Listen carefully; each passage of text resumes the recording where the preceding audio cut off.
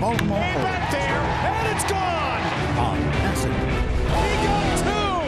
Oh, brilliant! and streaming live on the Acid app. It all starts right now. Sun shining on the Babe and the ballpark on this Thursday afternoon. Beautiful day for some day game baseball and perhaps a beautiful day for a series win. The Orioles searching for that against the Oakland Athletics. Good afternoon, Kevin Brown, Ben McDonald with us momentarily here from Oriole Park at Camden Yards. And the Orioles have taken 2 of 3 against the A's. And despite the loss last night, they had another terrific performance from Jorge Mateo.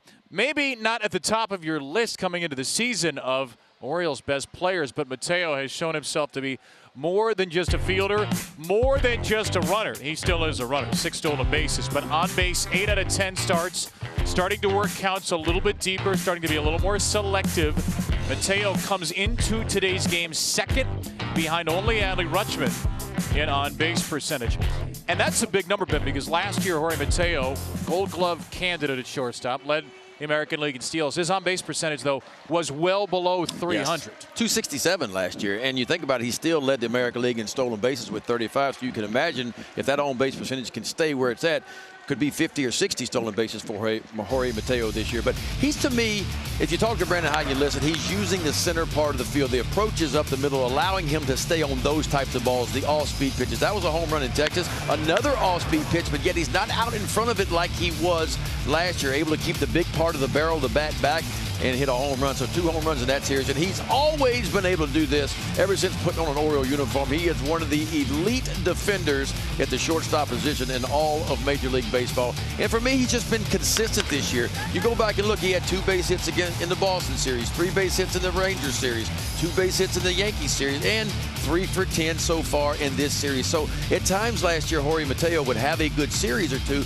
Then I felt like he would disappear a little bit. And then he would come back a couple series. So far this year, he's been very, very consistent with his approach at the plate. Mateo's in there today. He's starting at shortstop. He's batting ninth. We'll see the new Oriole Ryan O'Hearn as well, and Cole Irvin against his old team when we come back.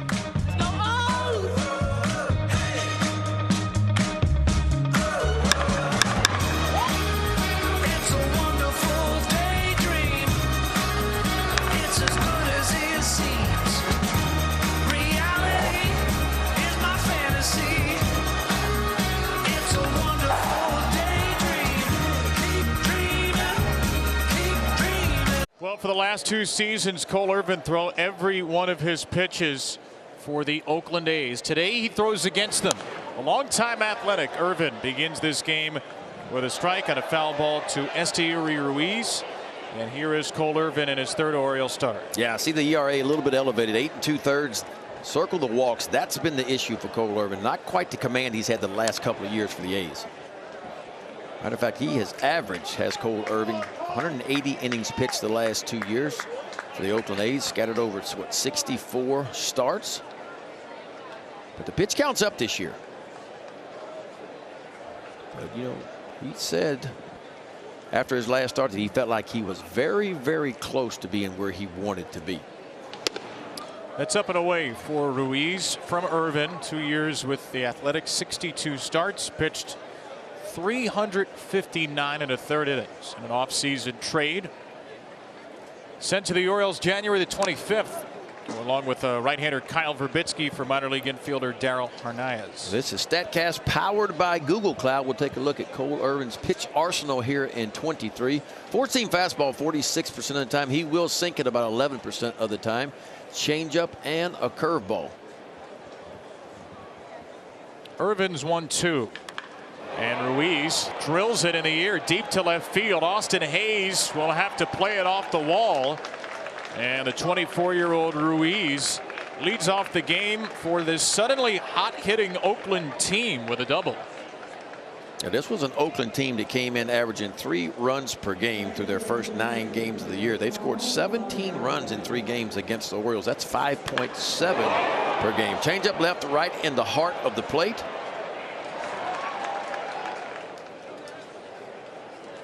382-foot double for Ruiz, his 4th double of the year. The A's, who've scored 8 runs each of the last 2 games. 27 hits combined in the last 2. Have a double.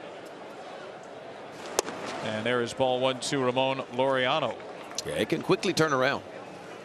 A's were shut out in their 2 games before coming to Camden Yards. Only 1 run in the first game here on Monday. But since then, they've been as good as anybody. Irvin a quick worker, and Laureano takes him out to right. Ball's carrying early, and Ruiz will tag and go to third on a fly out to Terrin Vavra. So the Oakland lineup looks a little different today. No Jace Peterson, no Tony Kemp, no Ryan Noda. They've started the first 3 games, but it's a right-handed heavy lineup. All 9 batters are righties against the lefty Irvin, including Jesus Aguilar, the former Oriole, who's on deck. Yeah, that's a little bit surprising because Irving has had some issues with left-handers this year. He held left-handers to 229 batting average last year. Lefties are hitting 444 off of Irving so far this year. No swing there by Brent Rooker, says Malachi Moore down at first. Adley Rutschman catching Cole Irvin today. Infield in. Irving will try to create a ground ball. Rooker's had an exceptional series, including a 3-run home run in the first inning last night. And Irvin misses with a changeup for ball 2. Oakland A's 3-9. They lost 6 in a row until the win yesterday. 8-4 Oakland. Arcotse in his 2nd year with the team, 17-year major league player. And the 2-0 is slammed to left by Rooker right at Hayes. He'll load up for a throw home, and Ruiz is just too fast. So Rooker picks up a sacrifice fly, and Oakland has scored in the first inning all 4 games in this series. Well, here's the Oriole defense behind Cole Irving. Austin Hayes, who just made that catch in left field. Cedric Mullins back in center. Terrin Vavra gets the start over in right field. Jorge Mateo and Adam Frazier up the middle. Gunnar Henderson back over at third. Ryan O'Hearn at first base, and Adley Rutschman behind home plate for the Orioles. And there is the newest Oriole, O'Hearn, added from AAA today. Anthony Bemboom, the Orioles' 3rd catcher, was designated for assignment as the Orioles got through a stretch of 4 lefties in a row. Now they're going to face a bunch of right-handed starters. So Ryan Mountcastle gets his first day off from the field. Ryan is DHing today, and Ryan O'Hearn replaces him at first base. 1-1 for Jesus Aguilar, and Irvin pours in strike 2. Cole Irvin will use that 2-seam fastball about 11% of the time. 4-seam fastball 46% of the time, so 57% fastballs by Irving so far this year. Here's the umpiring crew for game 13 of the year. Stu Sherwater behind home plate. Malachi Moore at first. The alliteration stops at second with Mark Wegner, and then Bruce Streckman over at third. Irvin's 1-2 is golfed foul.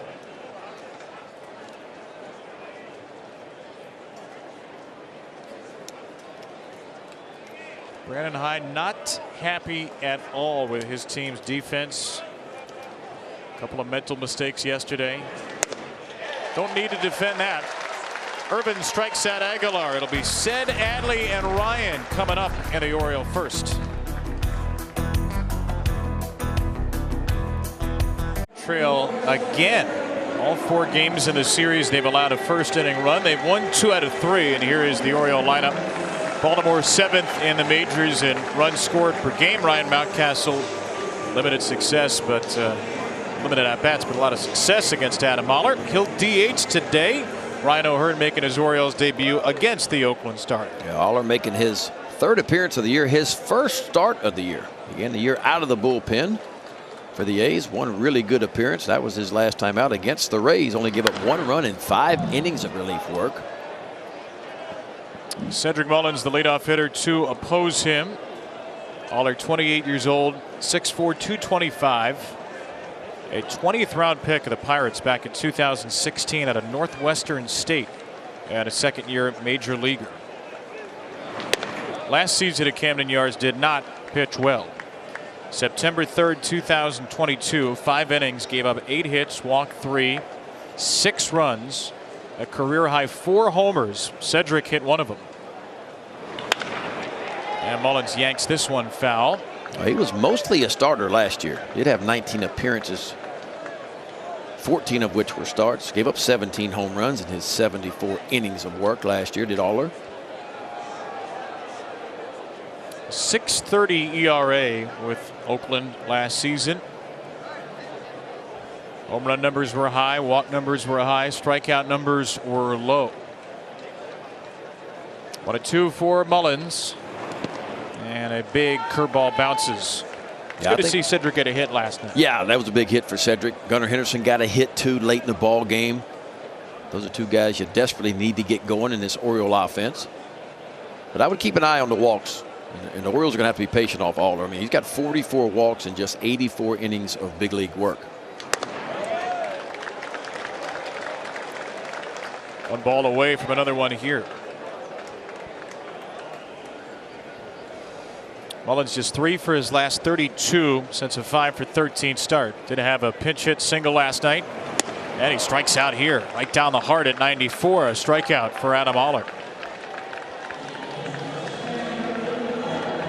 Yeah, no secrets here. Four-seam fastball pretty much right down the gut. Cedric Mullins' timing just a little bit off as he's behind that ball. Aller's fastball is going to average right there, 93, 94. Little cutter, change up, and what he calls a slurve. Something in between a curve and a slider. There's the fastball to Adley Rutschman. Has a hit in every game on this homestand.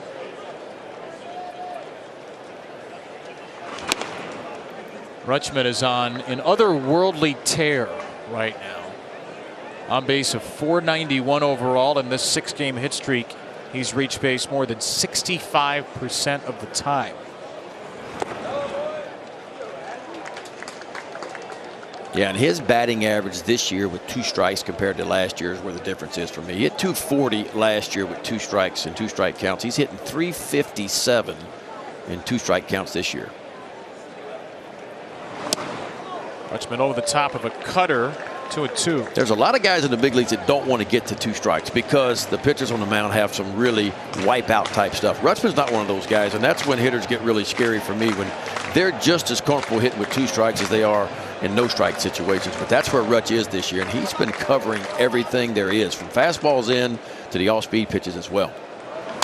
On a 2-strike count here, he fouls one away. We'll look at Adam Aller's pitch arsenal. There's that slurve ball about 38% of the time. So that and the 4-seam fastball just about the same amount. Cutter 18%, changeup 6%. But his best pitch has been that slurve, 0.56 batting average against. Rutschman on a 2-strike pitch the other way to left center. Ruiz got a good jump and flags it down. Here's the A's defense behind 28-year-old Adam Aller. Brent Rooker goes from right field over to left field. Ruiz in center, Laureano in right. Kevin Smith and Nick Allen, your double play combinations. Aledmus Diaz over at third, Aguilar at first, and Shea Langoliers back behind home plate for the Athletics. Aller with a Dallas Brayton look, heavily bearded righty. Although Dallas, who's in the booth next to us, I don't think his is quite that full anymore. Well, Aller's out of Conroe, Texas.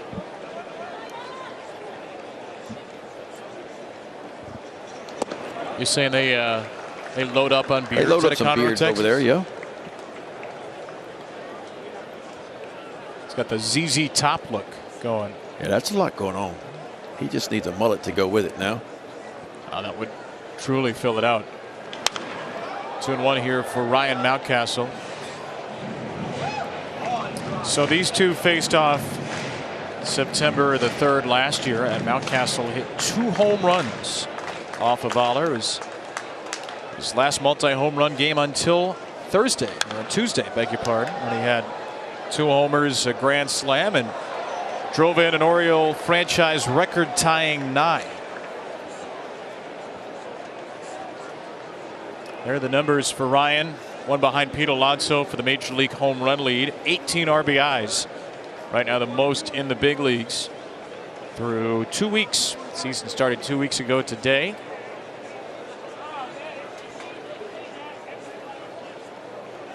Aller settles in, and his 2-2 swung through. So 2 strikeouts in a 1-2-3 inning for Adam Aller. 1-0 Oakland after 1. Membership with a 1-game free trial this year through this limited time offer. Preview your experience, which includes 2 tickets, parking, 25% off concessions and merchandise, and a 1-game trial gift. Learn more. Sign up today at Orioles.com/membership trial. It is an absolutely gorgeous day to be a Birdland member, to be here at Camden Yards. And Cole Irvin gets it out. Gunnar Henderson's throw pulled Ryan O'Hearn off the bag some on the ground ball from Aledmus Diaz. We've seen a few of those throws a little wayward from Henderson this year. Yeah, does everything right. Gathers himself, points the shoulder, but let this ball sail just a little bit.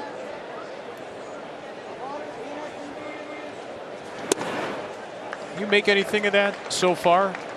Well, I was talking to Tony Mansolino about that a couple days ago, and he said, you know, we're trying to get Gunnar to get it and get rid of it a little bit quicker. We feel like he puts his head down a little bit too much. We wanted to pick up the target maybe a little bit earlier, you know, and see the target where he wants to throw it, be, you know, a little bit, maybe a count or 2 earlier than what he's doing. We saw the boys out early today taking, and Gunnar was out there taking some infield, throwing across the diamond. Mateo out there, Frazier, and of course O'Hearn. A little extra infield practice, some outfield practice. Tough defensive start for the Orioles. That pitch is swung through by Kevin Smith, and a strikeout for Cole Irvin, who's retired the last 5. And this is Cole Irvin here. I mean, fast worker, strike thrower, and able to move the ball around the zone. And that's pitching right there. And that's what he's going to do. You're not going to see 95, 96 out of Cole Irvin. You're going to see 92 with the fastball. But what he will do is slow the bats down enough with the changeup and the cutters and the curveball. And he can get 92 above you. Right above the top of the zone, he can get it by you.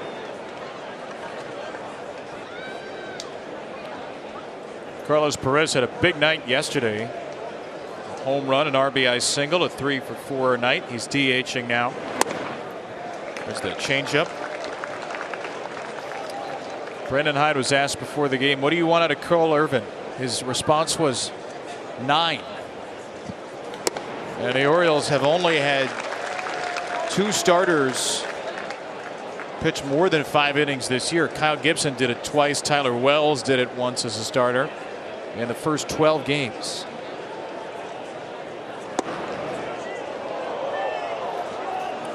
But it's a taxed bullpen already.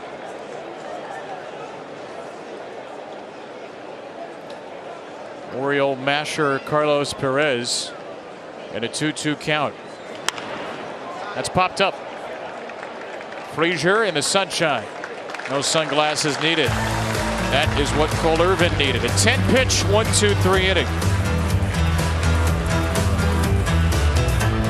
Richest contestant of the game, Regina Kane from right here in Baltimore, has won $500 for being selected and will win $500 more for every Orioles home run hit today.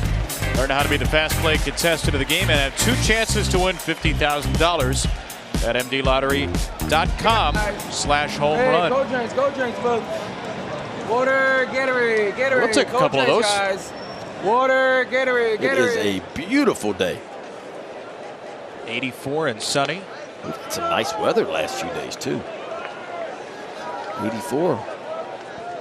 Yeah, it's Dippin' Dots weather. Now it's 86. 86, Bumped just up a enough little to bit. make the ice cream melt a little bit.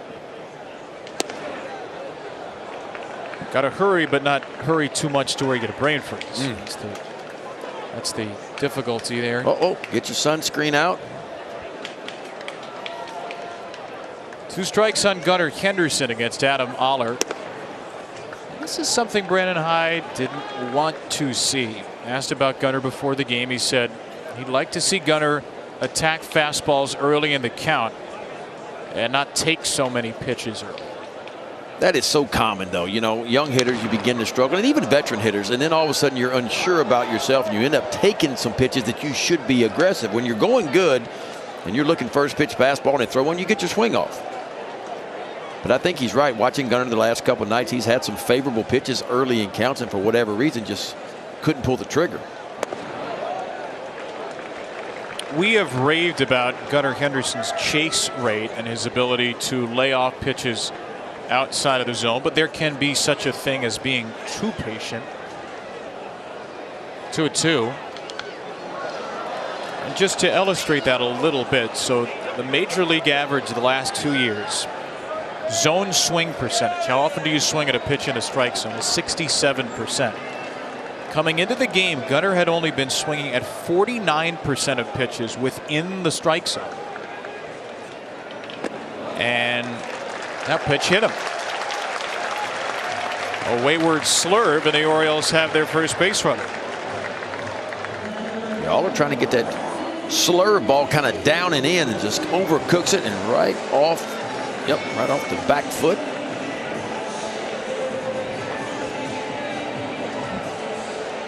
So Henderson hit by a pitch for the first time this season. And the leadoff man is on for Austin Hayes in the number 5 spot. Hayes beats it into the ground foul. Austin was finally checkmated by the A's last night after a brilliant start to the series. 6 for 9 in the first 2 games. Scored a run every time he got on. 4 extra base hits. So still a tremendous series for him.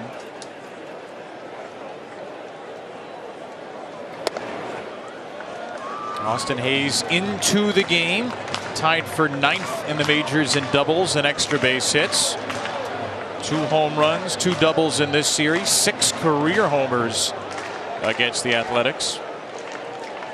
And they're loving his approach, a little bit more of a straightforward swing, a little bit more of a bend in the mechanics this year, less side to side.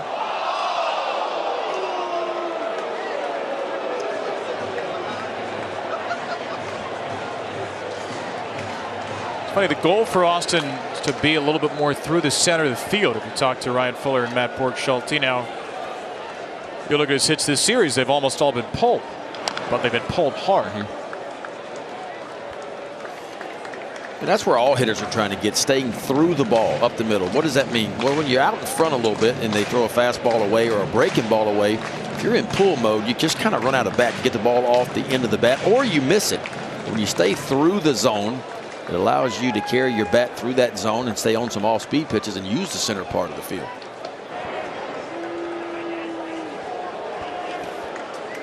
I think Jorge Mateo has made some big adjustments in that category. He's really staying on some off-speed pitches. Mateo's always been a good fastball hitter, but struggled at times with off-speed pitches.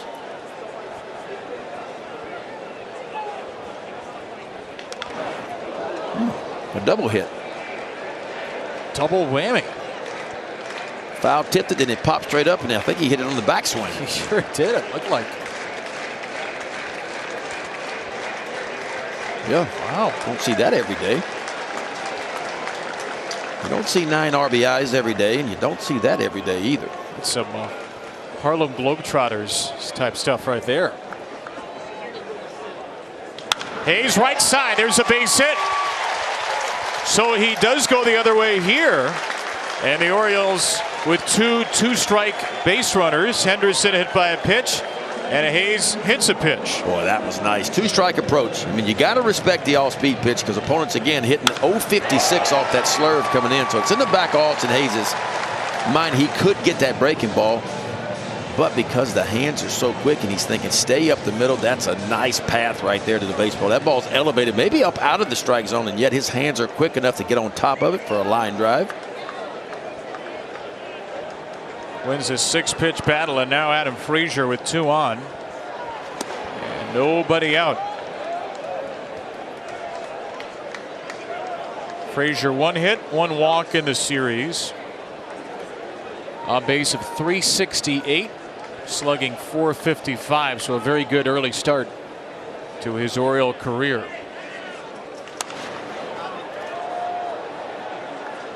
One of the things the Orioles really liked about Adam Frazier was his ability to make contact. He's only struck out twice this year in 38 plate appearances. And he'll try to fight his way back from an 0-2 count, keep that strikeout number at 2.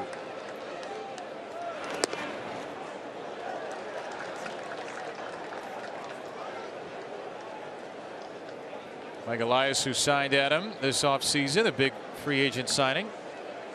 Sig Mejdal taking the game behind him.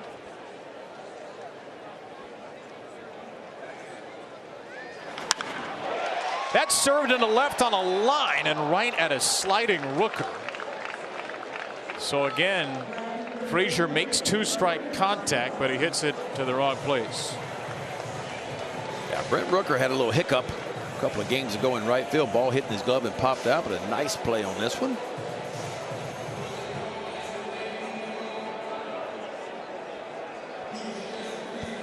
Just a second start of the year in left field, Rooker. So far, so good. A's have started 3 different players in left field this series after Seth Brown went on the IL with an oblique issue. And here's Terrin Vavra with 2 runners on and now 1 out. Favre's begun the season slowly, 1 for 10, 1 walk, 5 strikeouts. Still without an RBI. And Aller throws high on Henderson at second.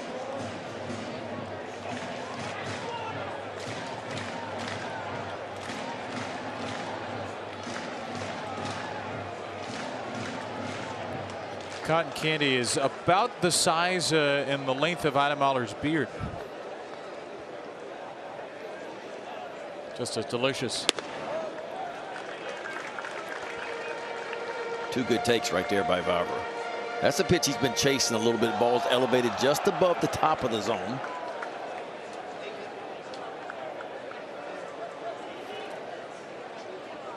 Second-year big leaguer Vavra. Cutter running in.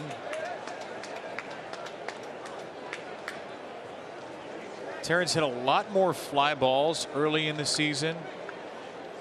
And he's a player the Orioles would like to hit more line drives. Last year, 32% line drive rate, which is well above big league average. This year has not hit a single ball that qualifies as a line drive. Until right there. Vavra with a base hit so sharply it couldn't bring in Henderson. In fact, he hit it at 106 miles per hour, his hardest hit ball as a big leaguer. Well, when he stays in the zone, he has shown the ability to do this right here. That ball about 2/3 up the strike zone, right down the heart of the plate. And you're right, Laureano was shaded in the perfect spot, a 1 hopper to him. Henderson not able to score, but the Orioles bases loaded and only 1 out. So here's a visit from Scott Emerson. Does that count as a reverse jinx there? Sure it does. We hear about the broadcaster jinx all the time. You know, just trying to give ourselves a little bit of credit.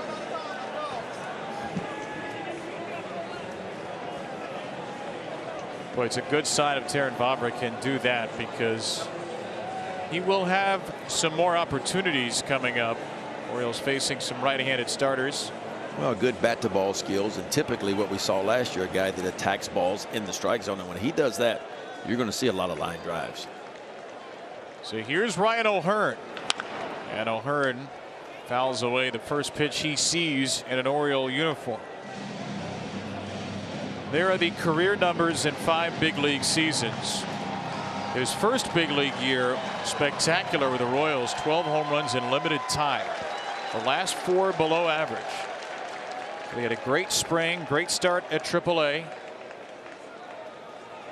And O'Hearn is nearly hit by a cutter.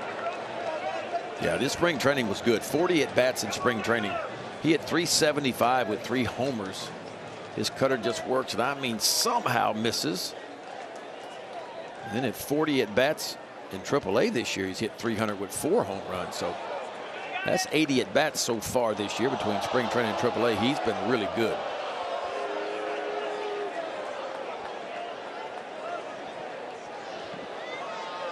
O'Hearn had a Sam Houston State. Longtime Royal, traded in the offseason to Baltimore. And O'Hearn goes up the ladder, stays alive with 2 strikes.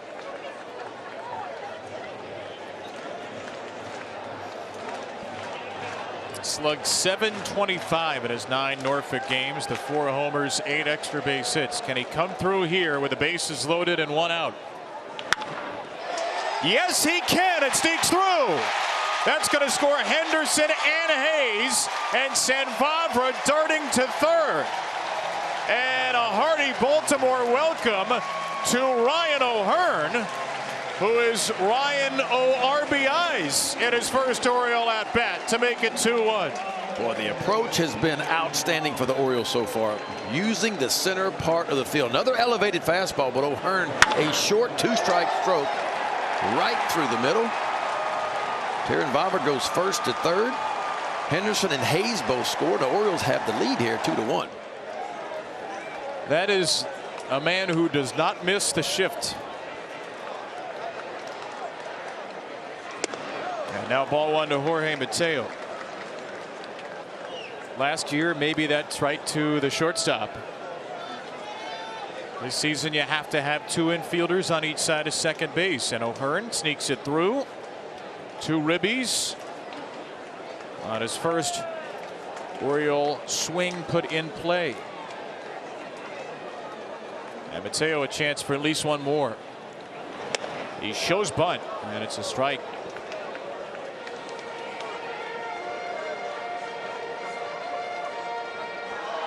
Maybe thinking about what the A's did yesterday. They had a couple of beautiful bunts in the latter innings.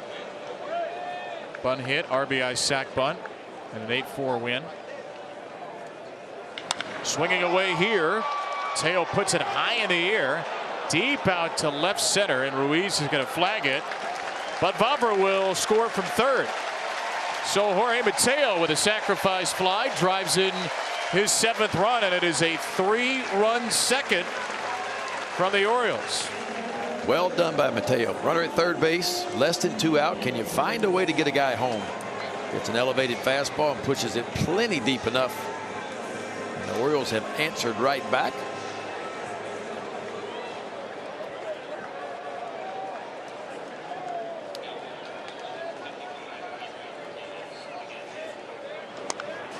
Cedric Mullins, cue shot. That is going to sit. It just wouldn't hook. And Mullins has a swinging bunt base hit. Maybe that's what Cedric Mullins needs to get going. Just a little bit of luck on his side. Typically this ball, when it's cued off the end of the bat like this, it normally rolls foul down the third base line. Watch him catch this ball just off the tip of the bat. And I mean, you couldn't have rolled this one down there any better than that. What do you got on the launch angle there?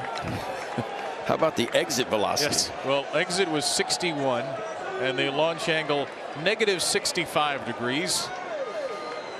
So a base hit, 2 on for Rutschman, and there is already some action in the Oakland bullpen. Aller has thrown now 31 pitches in this 2nd inning, and Adrian Martinez is getting loose quickly. Adley out of play for strike 2.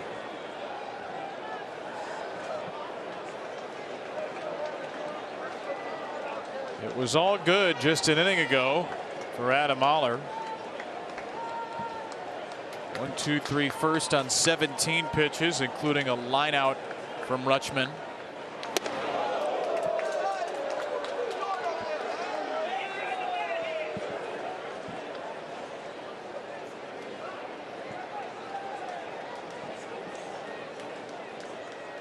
O'Hearn at second, Mullins at first. 3 runs across already in the inning. 2-2 for Adley.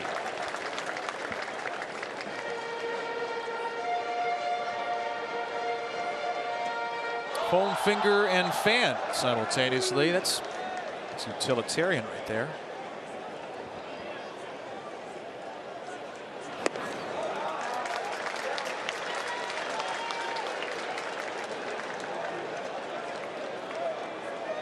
It would be nice to give this guy another shot with the bases loaded. The runners will be off on a 3-2 for Adley. And he hits it into left field. Sinking Rooker is there for another robbery. Good plays in the inning by Brent Rooker, but the Orioles get 3, and Ryan O'Hearn in his first Oriole at bat opens the faucets.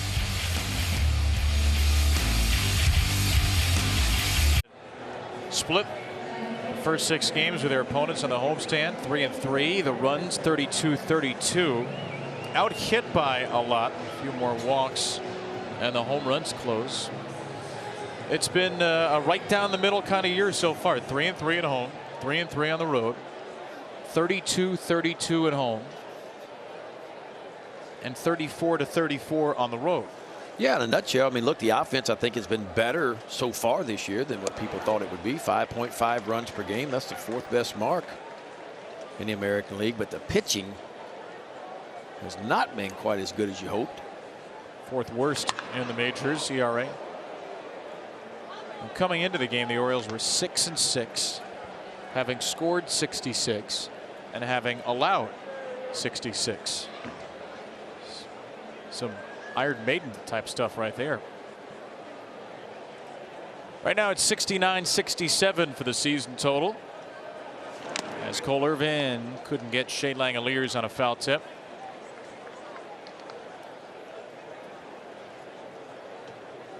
Langeliers, 3-run home run on Tuesday night. Former Atlanta Brave catcher, hoping that he'll be the replacement for Sean Murphy, who was traded to Atlanta.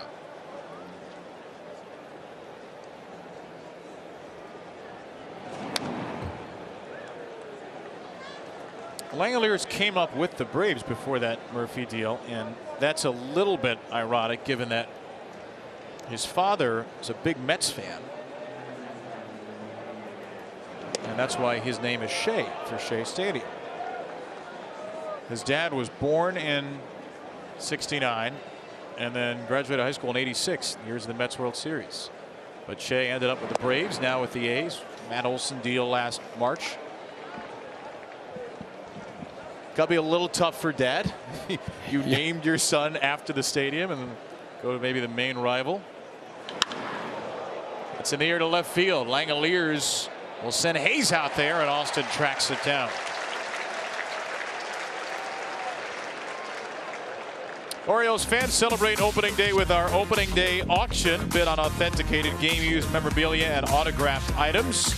Bidding closes this Sunday at 10 p.m. and proceeds benefit the Orioles Charitable Foundation. Bid now at Orioles.com/auction. Get yourself a Cedric Mullins jersey. Get your bids in now. Nick Allen, number 9 hitter, with a base hit. And that snaps a streak of 7 straight set down by Irvin. Yeah, but I like the way Irvin's pitching. I mean, it's for the most part, since the first inning, it's been strike one. And that's typically what he does. Throws a lot of strikes, doesn't walk a lot of guys. Only 36 walks last year for Irvin. He threw 181 innings.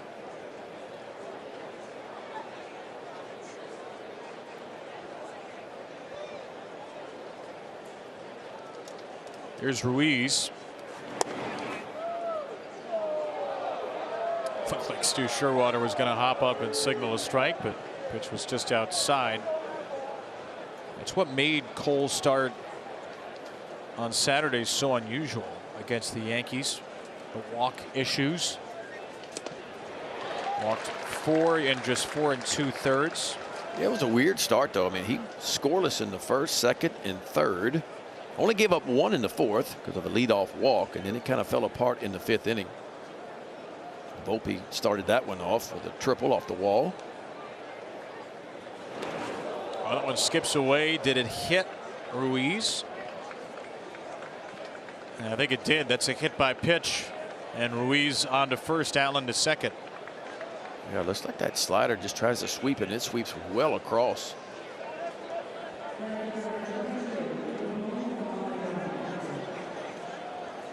Ruiz has reached base twice.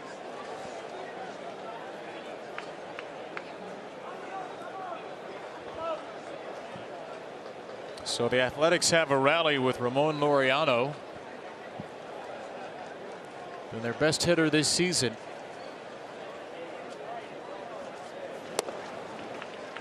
Right down the middle for strike one.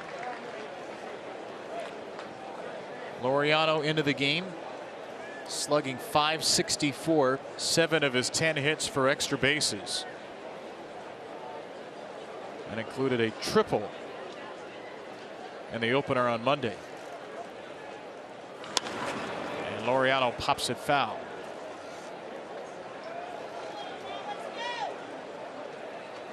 Remember, a couple of years ago, Laureano really destroyed the Orioles. There was a game in Oakland in May in 2021 where made this amazing jumping catch at the wall to rob DJ Stewart of the go-ahead hit in the 8th inning, and turned around, hit the game-winning home run in the bottom of the inning. He's always hit the Orioles well. Now a 12-game hit streak versus Baltimore for Ramon Laureano.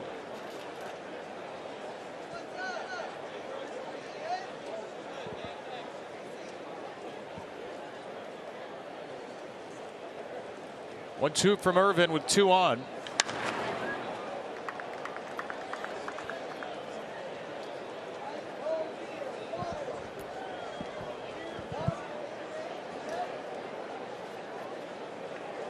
Single from Allen. Ruiz hit by a pitch, and there's good speed out there for the A's.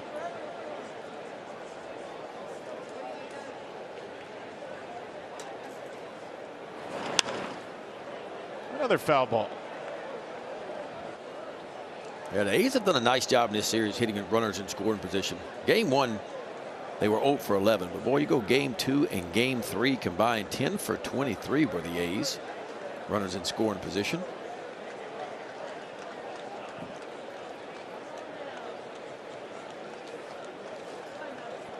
A lot of 2-strike hits in a series for Oakland too. As Irvin misses high in a 2-2 count.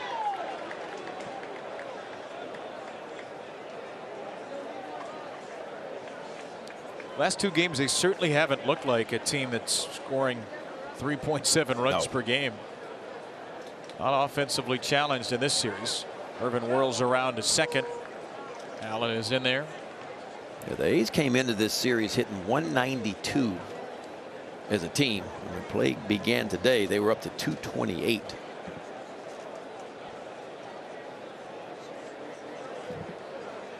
Here's the 7th pitch to Laureano.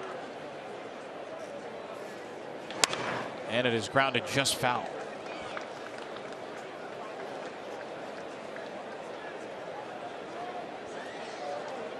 Here's your pitch sequence. 4-seam fastball, cutters, a couple more 4-seamers, curveball, sinker, 4-seamer. Pretty much everything but the changeup so far.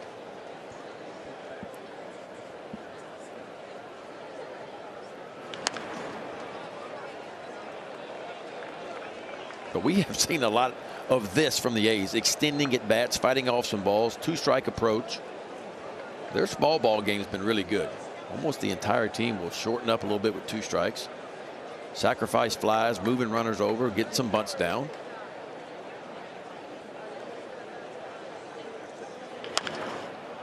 Another 2-strike foul ball. That's 5 2-strike foul balls from Laureano. He's fouled off 6 pitches total in the sequence. Oh, and that's what Brandon Hyde talked about in the pregame, right? Was about we need our pitchers to finish, to be able to get ahead of guys and then be able to finish quicker to keep the pitch count down a little bit. This will be the 10th pitch. And finally, it's the last. Irvin with a little extra sizzle on that fastball. Yeah, fastball's been kind of 92, 93, and there's your extra towards the top of the zone at 94 to finish Laureano off. That looked like a mad ball to you right there? I want to make something happen, and here's my best fastball. 10-pitch strikeout, and now he dumps in a curve to Brent Rooker.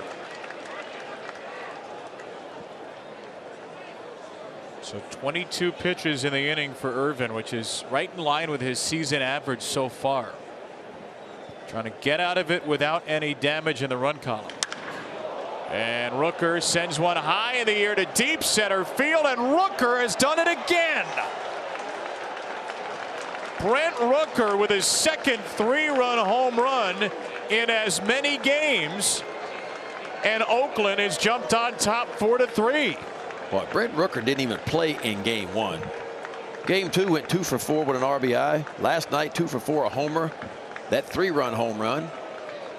Sacrifice fly, his first at bat, and a 3-run homer in his second at bat today. 4-seam fastball, outer third, just about thigh high. And boy, Brent Rooker has been on time for the A's in this series.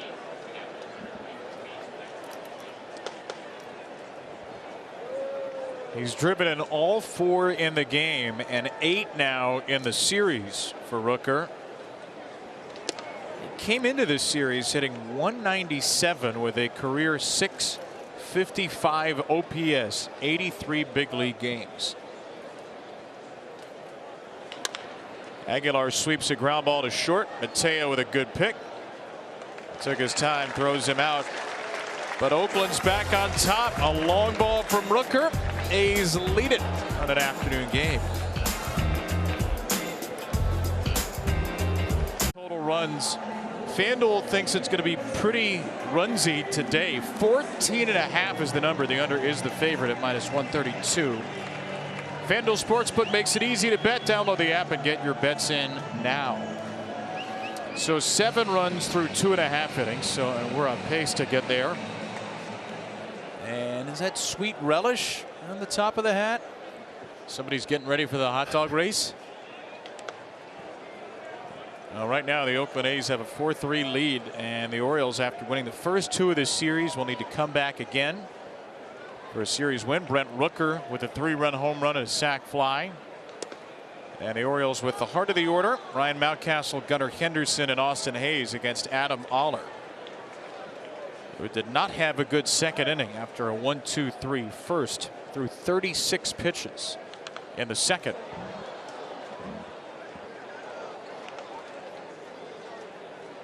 Once again, and if we've said this once this year, we've said it at least a dozen times, the Orioles offense is going to have to dig out of a hole. They've been good at it so far, but you'd rather not ask them to do it this much. Exactly. And look, this is a pitching staff you can do it against too. The A's come in with a 7.54 ERA, dead last in all of Major League Baseball.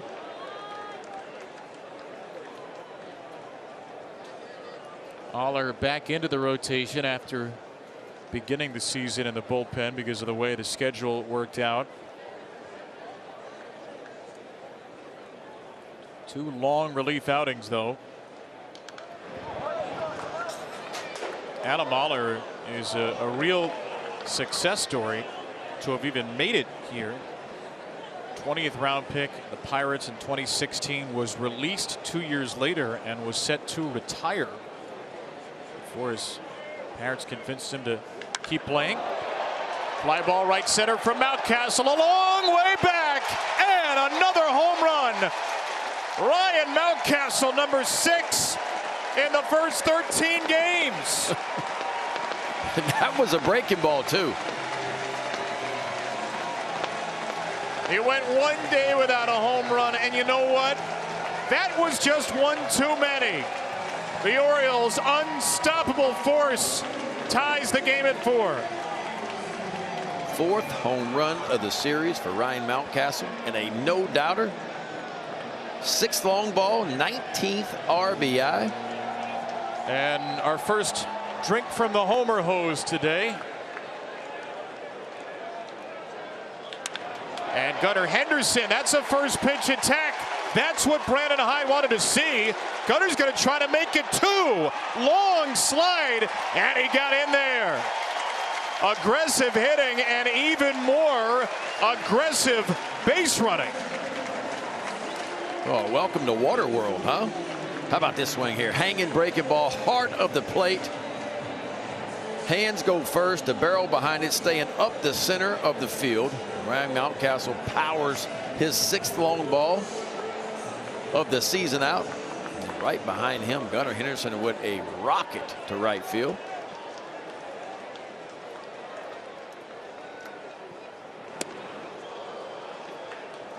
Gunnar Henderson, we've been talking about his lack of being aggressive. Aggressive this time. Looking for a first pitch fastball, and he is thinking double right out of the box.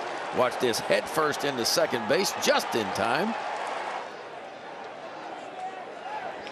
So a base hit last night for Gunnar Henderson, a double. And Hayes back up the middle. Nearly took Oller's head off with that ball. Henderson had to hold up, so he can only get to third. A guillotine base hit for Austin, and he's 2 for 2. Yeah, right back up the middle. Another breaking ball. And look out if you're on the bump, huh? So the Orioles 3 for 3 to start the inning. The home run for Mountcastle, another $500 for Regina Kane, our fast play home run richest contestant.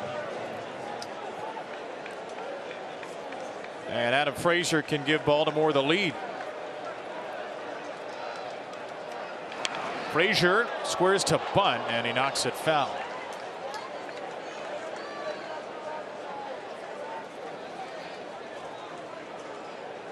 You know, the thought was with the pitch timer, fans were going to have to stay in their seat a little bit more, whether at home or whether at the game.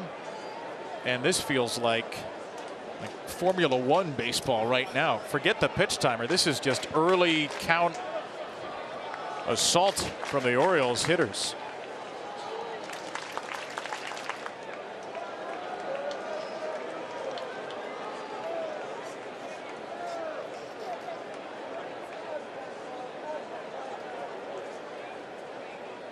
Well, you always look for adjustments the second and the third time through the lineup. 5 Oriole batters have come to the plate the second time through. 4 of the 5 have base hits. Do you notice anything particular with those adjustments? I think it's just about getting the timing of the fastball and what Aller's trying to do to you. Now, he's not throwing some good breaking balls for sure. I mean, the first inning I thought his breaking ball was really good. He struck out 2 of the 3 batters he's faced. Since then, he's left some balls in the center part of the plate.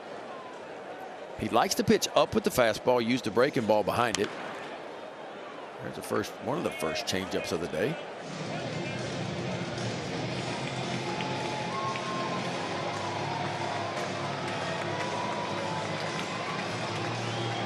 Aller's got some pretty good stuff. I mean, anytime you go up against the Rays and you go 5 innings, you give up 1 run, only 2 hits against the Rays.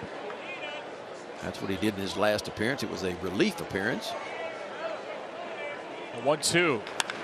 Frazier through the right side, base hit. Orioles back in front, just like that. And Hayes goes first to third in the middle of it all.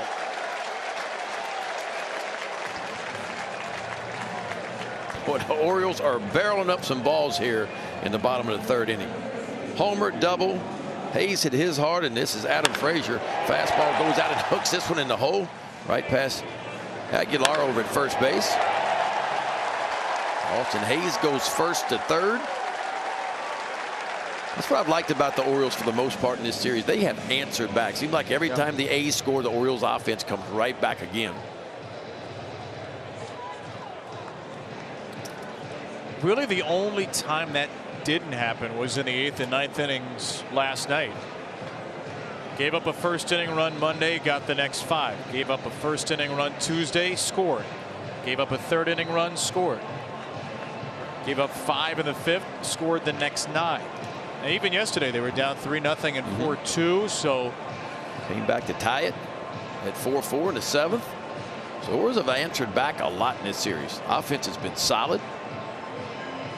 We'll be up to Cole Irving now. He's going to have the lead the next time he hops up on the bump. Can he stack a couple of zeros? Nobody warming in the Oakland bullpen. Aller throws a breaking ball outside. How about this? The Orioles have seen now 68 pitches. They've swung at 37. They've only missed 4.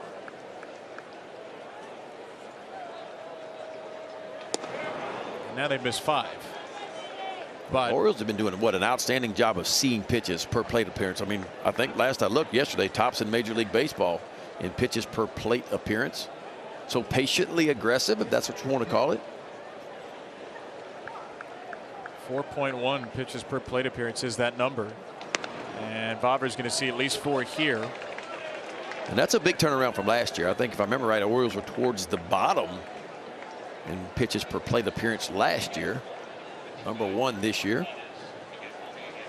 Have gone from 24th to 1st so far. 2-1 to Vavra. And that's way up high.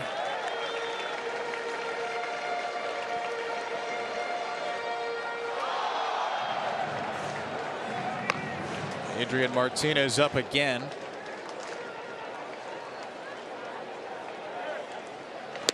And that's ball 4 to Terrin Vavra. Orioles have their first walk.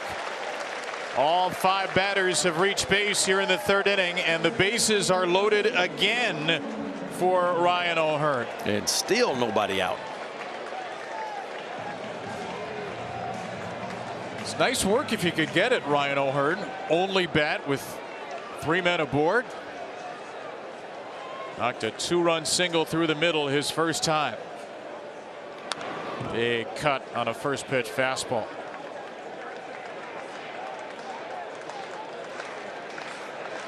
O'Hearn in his Oriole debut hit .300, slugged .725 in 9 games with Norfolk.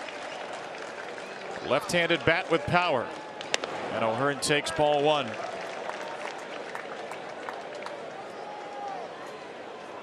O'Hearn, 29 years old now. 961 career big league at bats coming in.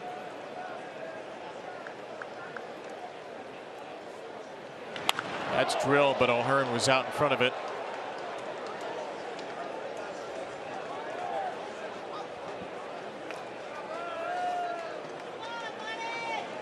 Texas native out of Sam Houston State. Big Packer fan. We discovered before the game, though. His family has season tickets. His dad from Milwaukee. Also, we've learned an excellent ping pong player. Checked his swing, and he did not go. O'Hearn's best couple of years came right at the beginning of his big league career. 2018, Kansas City, only 149 at bats, but hit 12 homers. Backed it up the next year with 14 homers and 328 at bats. 2-2. That's not even close. And Adam Mahler is dangling on the edge of the wire right now. I think he's just about to the end of his rope. O'Hearn hoping to deal the final blow. And he fouls away at 3-2.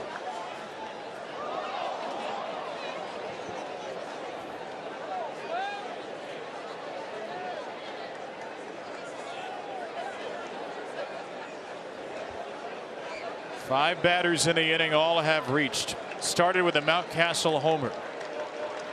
Pitch number 7 to O'Hearn. And he drives it out of play again.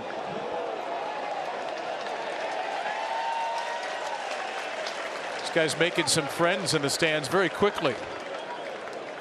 Both with his at-bats and with his souvenir distribution.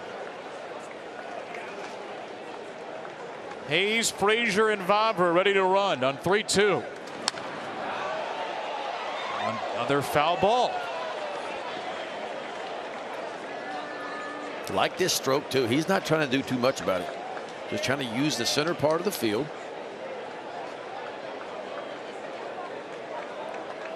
This is going to be the 64th pitch in 2 innings for Aller. Another 3-2. And O'Hearn hits it in the air to center. Pretty deep. Ruiz is there. Runners will tag. And the runners will advance from third and second. Hayes scores, Frazier to third. And another RBI for Ryan O'Hearn. He's got 3 in his Oriole debut. And it's 6-4 Baltimore. Welcome back to the big leagues, Ryan O'Hearn. Orioles situational hitting have been outstanding. 6-4 lead now. That's going to be it for all of them. He'll look back at the field of play where things unraveled quickly around him. Adrian Martinez coming on. The Orioles with 3 in and looking for more. 5 miles per hour or harder off the bats. The Orioles have hit them ultra hard today against Adam Mahler. 6 balls put in play at 100 miles per hour or more in the last 2 innings. That's led to 6 runs and counting. They knock Mahler out of the game, and Oakland turns to Adrian Martinez in the 3rd. Yeah, 26-year-old Adrian Martinez making his 4th appearance of the year. 4.9 ERA. He's worked in 7 1/3. 1-to-1 strikeout to walk ratio, and opponents hitting .286 off the right-hander Martinez. We saw the exit velocity numbers there. What have you liked about the quality of the at-bats? I think for the most part the Orioles have stayed over the white part of the plate, attacking balls over the white part of the plate. And I also love the fact, go back and look at a lot of the base hits and even a home run by Mountcastle. It's been center of the field. What the Orioles hitting coaches have been preaching now for a couple of years is let's use the entire field. There's a lot of hits to the backside, and the Orioles have found them today. So Martinez is on to face Mateo. The Orioles sent 8 men to the plate in the 2nd. This is their 7th batter in the 3rd. Frazier's at 3rd. Vavra's at 1st. 6 quality plate appearances to open this 3rd inning. Mateo already with an RBI on a sacrifice fly. Fouls one away.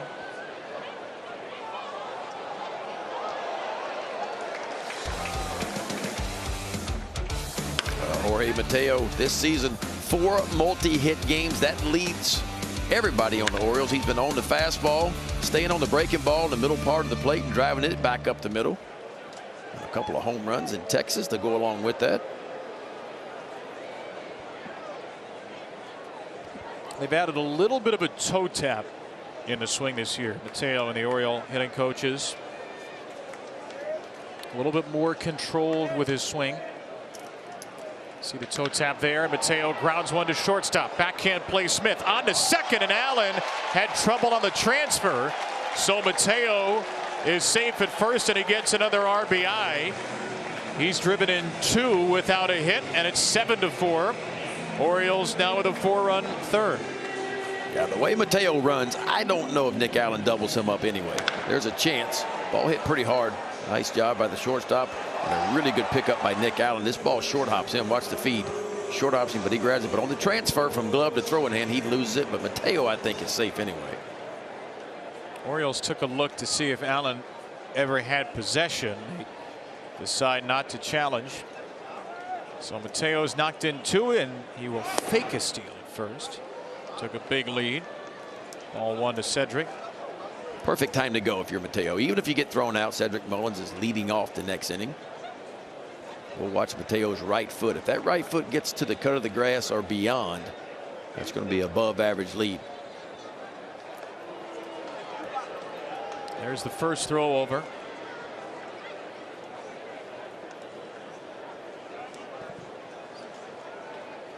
Tied for the Major League stolen base lead coming into today.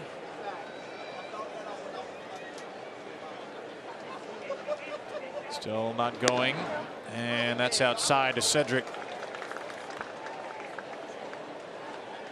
Strikeout and infield single for Mullins. Orioles already with 8 hits in the game, plus a walk. There goes Mateo. He's got another steal. He's 7 for 7. A's will take a look. It was a quick tag applied. Yeah, it was a good throw. And right where you want it, kind of to the first base side of second base, but a really good jump by Mateo. And there will be no challenge. So now all alone in first place in the big leagues. He's 7 for 7 as a base stealer. Well, 35 of them last year and on pace for a lot more than that this year. Big cut by Mullins, 2-2.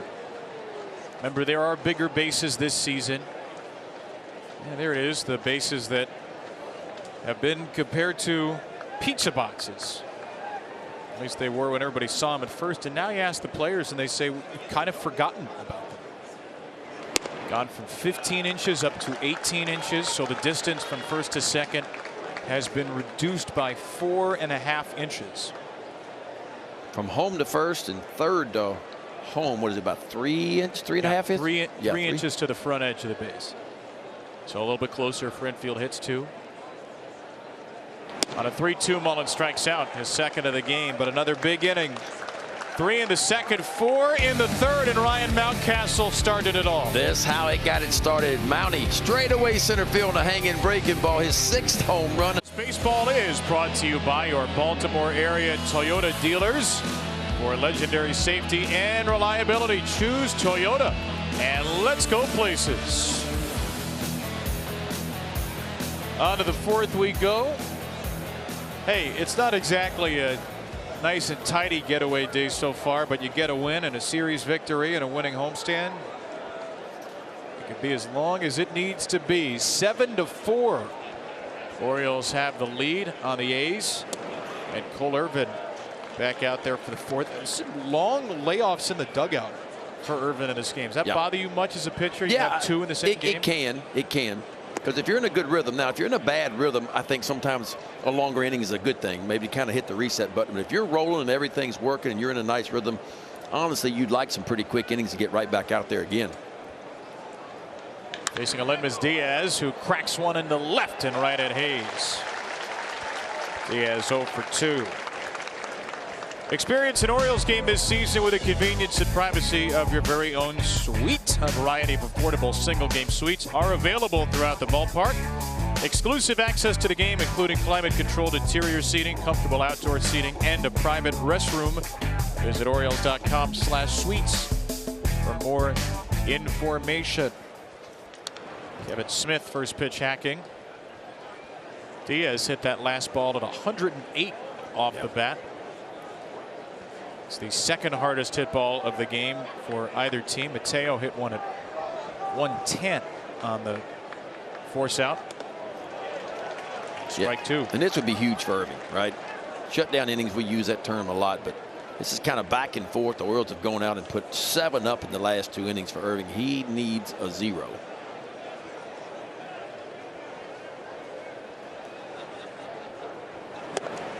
That's going to help. Smith strikes out for the 2nd time. Irvin has 4. Yeah, 4 strikeouts and no walks in the perfectly executed pitch. Rutschman kind of stands up and says, left-hander, I want the 4-seamer up above the top of the zone, exactly where it is. Irvin's a little unusual. You know, he's not what we call a hard thrower in today's game, but he uses the fastball up as much as anybody does. He will occasionally sink it, but he likes that 4-seamer right towards the top of the zone. Fouled away by Carlos Perez. It was by far his best pitch last year too, and he averaged 91 on it. Highest swing and miss rate. That's the very unusual thing, is that usually your curveball, slider, changeup get more swings and misses, but last year his highest whiff rate came on the fastball. Yeah, and he kind of defies the analytical world, right? And most guys that pitch up, we typically see high spin rates. He does not have a high spin rate on his heater at all, but yet he pitches up and has success.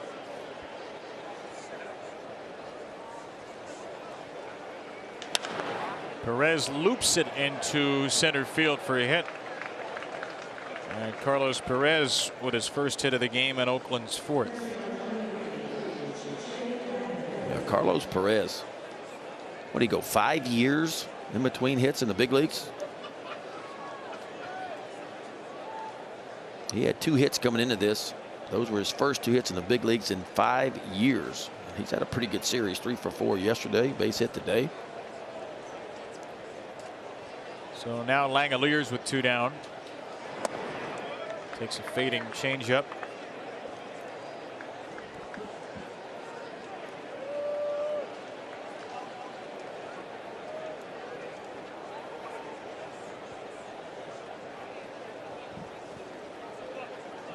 .25 years old, 2nd year big leaguer.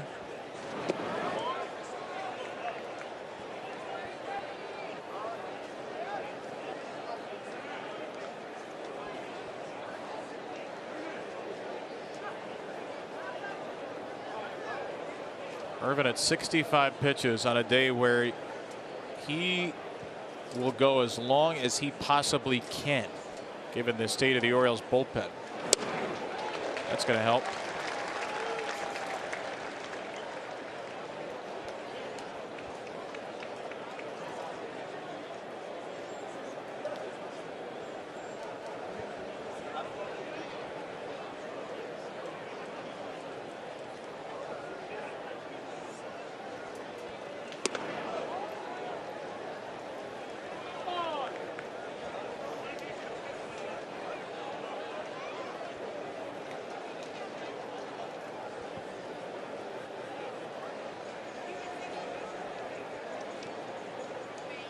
3-1. So two-out base runners. Irvin fell behind both. First walk of the game, and Nick Allen will bat as the tying run. And that's going to bring pitching coach Chris Holt out for a quick visit.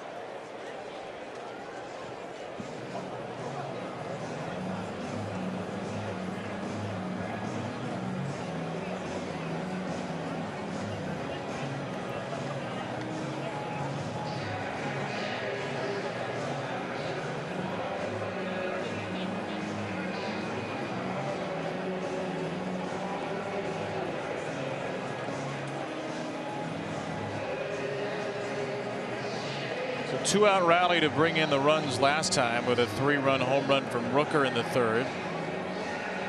2 out, nobody on here, and Perez and Langeliers, the 7 and 8 hitters, reaching. Irvin trying to get through this quickly. It's a little bit low to Nick Allen.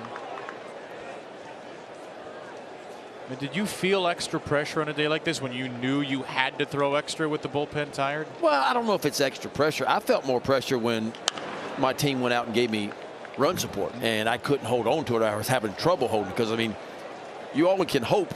I mean, the big league average is what, about 4.5 runs per game. So if you get 5 runs in a game, you got to feel pretty lucky about that. Orioles are going to put 7 up on the scoreboard. So I think you feel more pressure about trying to reward your offense for going out and by stacking some zeros.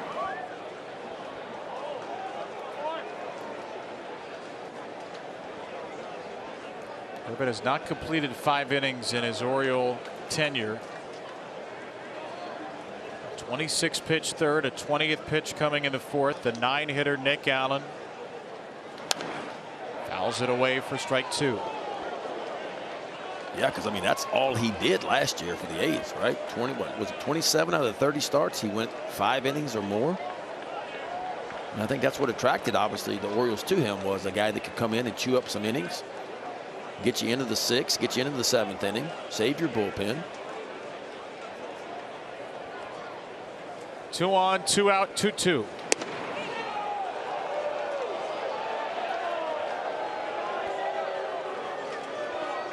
And the fact that you wanted a left-hander in your rotation as well.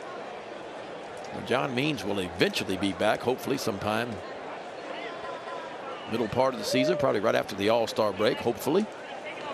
That 3-2 fades away, so Irvin has seen the ball of yarn begin to unravel here in the 4th. Yeah, it's weird. I mean, 2 quick outs, line drive and a strikeout, single and a couple walks.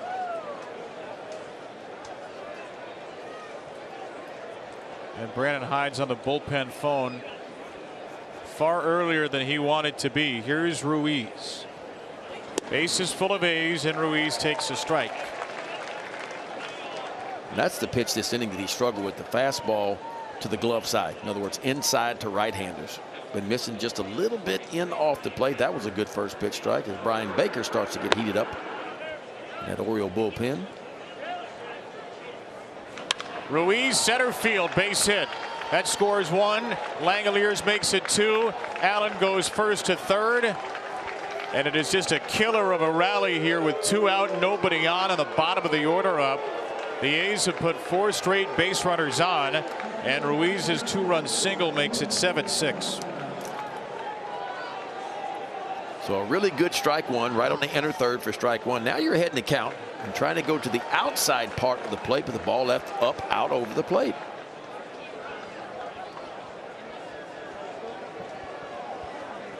Ruiz a double, hit by a pitch, and he singled in 2.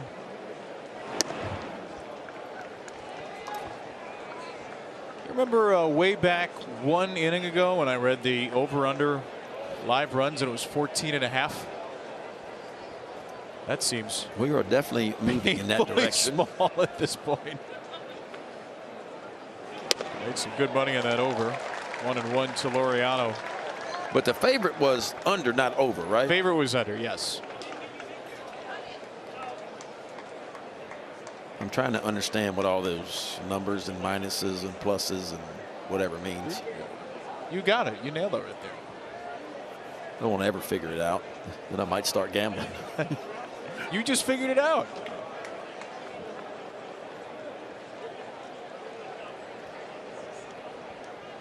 One and one for Laureano. He's flied out, struck out.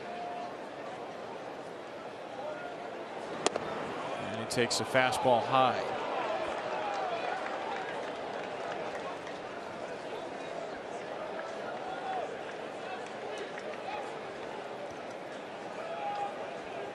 Laureano in a 10-pitch battle his last time up. This is a ground ball to shortstop. Mateo flips it, and the Orioles will keep the lead after Oakland scores 2 more. It's 7-6. Somebody get us Aritas, would you? Might take a few minutes. Baseball on Masson is brought to you by PNC Bank, helping to make a difference.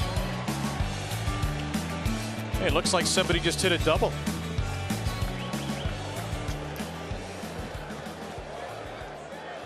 You got there eventually, didn't you? Took me a moment, but I got there. It's hey, Water World.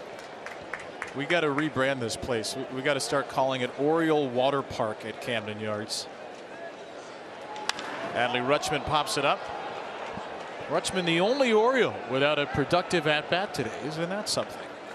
And he is now 0 for 3.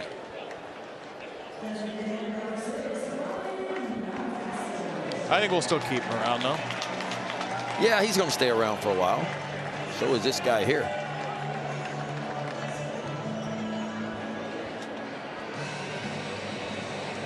Home run last inning for this guy here, Mr. Ryan Mountcastle. It's 6 on the season. He's tied Pete Alonso for the major league lead.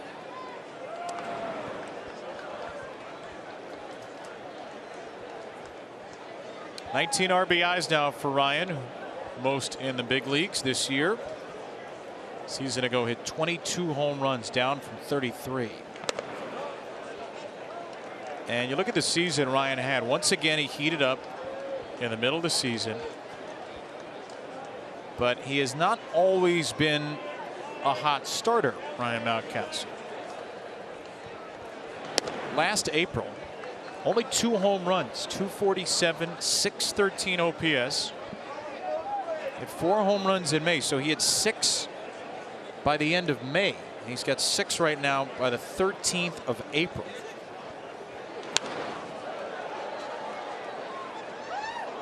I think most people thought Mountcastle was going to have a big year. Big year 2 years ago, backed up a little bit numbers-wise, but it was strange because his hard hit rate. There's a happy camper.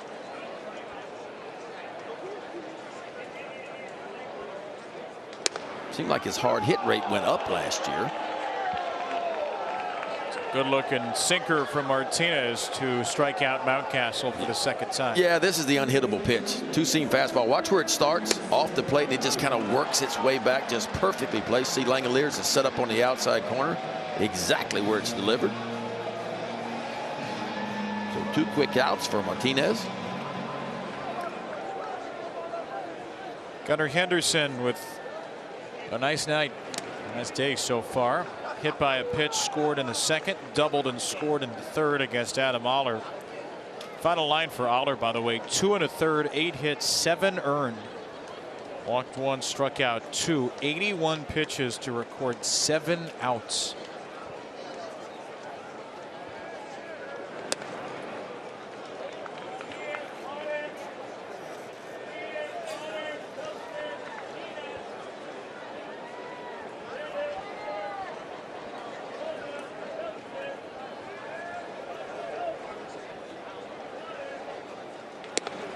And another perfectly located fastball. Martinez hops off the mound after a 1-2-3 inning. 7-6 through 4. The Orioles lead it.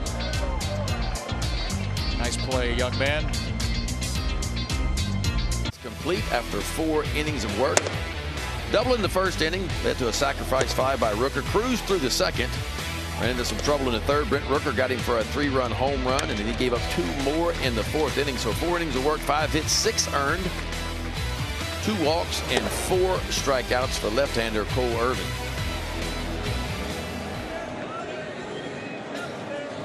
Number 1, yeah, let's go O's, yeah, let's go. Let's go I like the hat. Show me the hat. There Austin Voth. This is the guy the Orioles need to get going in that Oriole bullpen, making his 5th appearance of the year. See the ERA elevated. Strikeout to walk ratio really good. 6 punch outs, 1 walk, with opponents hitting .379 off the right-hander, Austin Voth. A 7-6 game. Orioles in front, looking for a series win.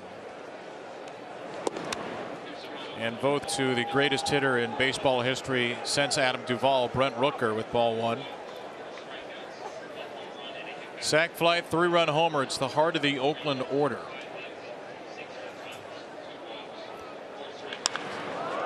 Rooker in the air, left field. Come on now. I mean, who is this guy? Well, this is the guy we saw about 5 or 6 years ago at Mississippi State when he won the Triple Crown in the SEC. To give you an idea, there's only been 2 players ever win the Triple Crown in the Southeastern Conference. Palomero did it in '84, and Brent Rooker did it not too many years ago, former first-round pick. And boy, he has been on fire in this series. Cutter trying to work to the outside part of the plate, and it backed up right into the barrel of Brent Rooker. Rooker's 3rd home run, 2nd this game. And his 5th RBI, and the game is tied at 7. Wow. Brent Rooker is the new Randall Grichuk. Here's Aguilar. I mean, it seems like every time Austin Voth makes a mistake this year, it gets hit out. In 5 games, he has allowed a home run in all 5. After a year where he really did not run into much home run trouble in an Orioles uniform. No, Rutschman couldn't hang on to it, so no 3rd strike there to Aguilar. And the Oriole bullpen needing to find 15 outs. I think if you had asked Brandon Hyde the truth serum, he'd say we could do about 9. And there's 1. That was the pitch last year for Austin Voth. A little sweeper off the outside corner. Seemed like he could locate it and throw it just about whenever and wherever he wanted to. It's not been quite as consistent this year, but that's a really good one to finish off Aguilar.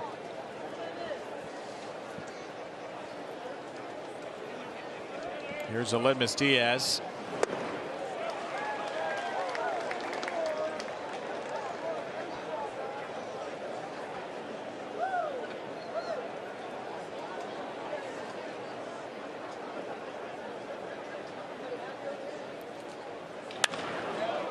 Lobbed into right field. Vavra chasing it back. He got there in time. And Vavra retires Diaz. Yeah, I think that ball was hit a little bit harder than what Vavra thought it was. Not a ton of reps in the outfield, Vavra. This ball's slicing a little bit away from him. See him take a step in, but quickly turns around and runs it in. Runs it down, rather. Diaz 0 for 3 and 2 outs after the home run.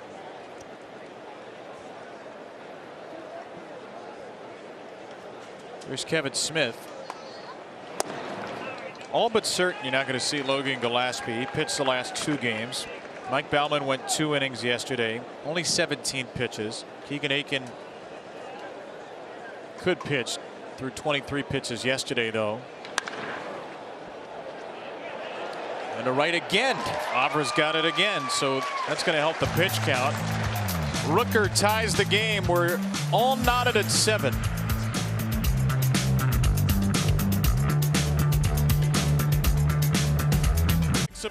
Birdland membership. After your initial purchase, select the games and seats you want when you want them. Learn more and buy today at Orioles.com/membership. We are halfway through this game, and it is still very much up for grabs. Somebody's going to get some outs somewhere at some point. 7-7 tie. As Austin Hayes leads off against Adrian Martinez. Kevin Brown, Ben McDonald, Scott Garceau, our massive crew. On an absolutely lovely Thursday for baseball, unless you're a pitcher. Hayes fouls away strike 1. Well, Martinez has been really good since relieving Aller. Struck out 2 of the 3 he faced in the 4th. Retired all 5 batters he's faced. Pitching on 3 days rest, so he could go for a while.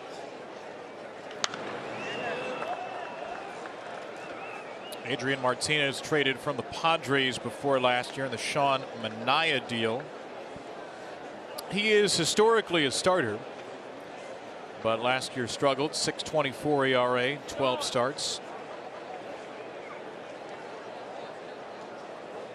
1-2 for Austin.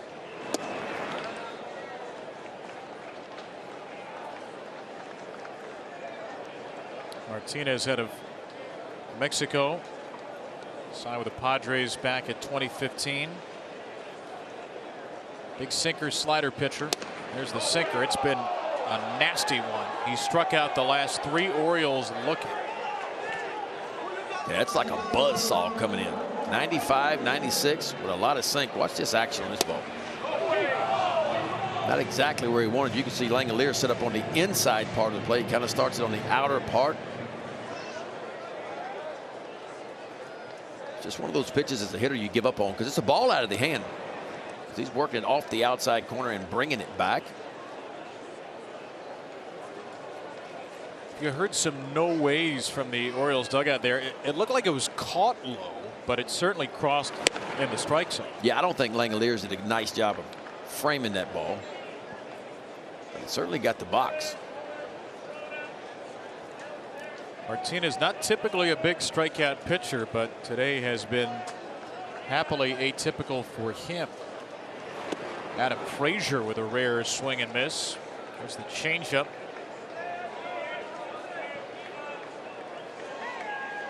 Fastball, breaking ball, changeup by Martinez.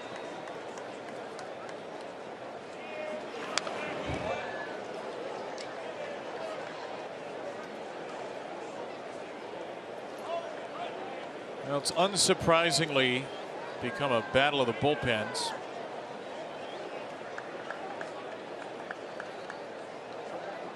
I have a feeling who's going to win that battle.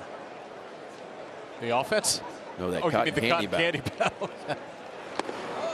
Yeah, that's going to be pretty one-sided soon, I think.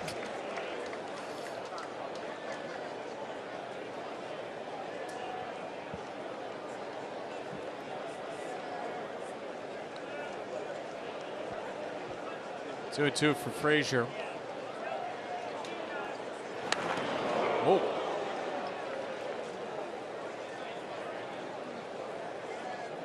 It's one way to foul a ball off.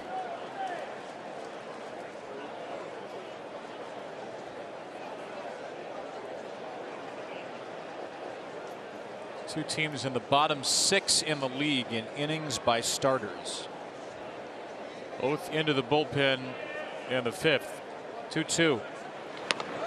Not close.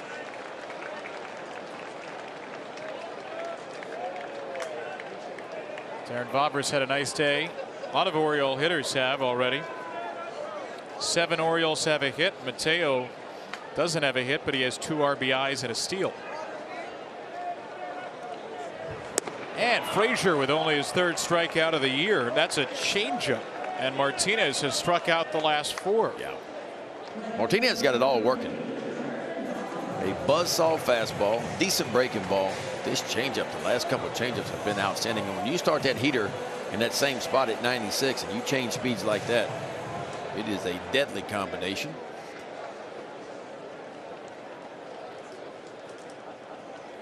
Here's Vavra.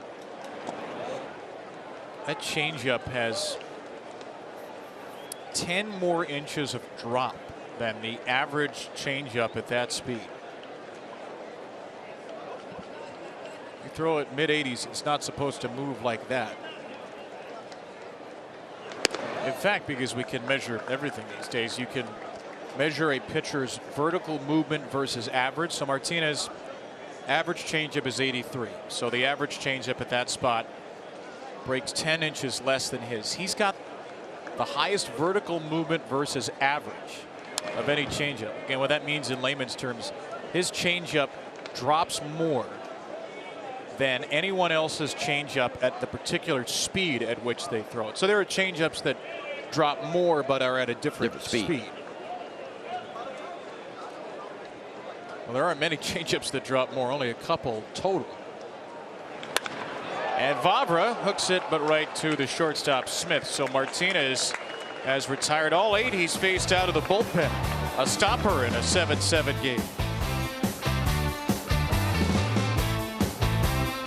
For Orioles baseball, the O's trying to get to 7-6. Right now they're in a tie, 7-7. They've trailed 1-0. They led 3-1. They trailed 4-3. They led 7-4. And now they're tied at 7. There's a house divided right there. Green and gold, the orange and white. And Austin Voth with ball 1 to Carlos Perez. Both retired the last 3 in the 5th, but gave up a home run to Brent Rooker to start it. And he has allowed a home run in all 5 relief outings this season.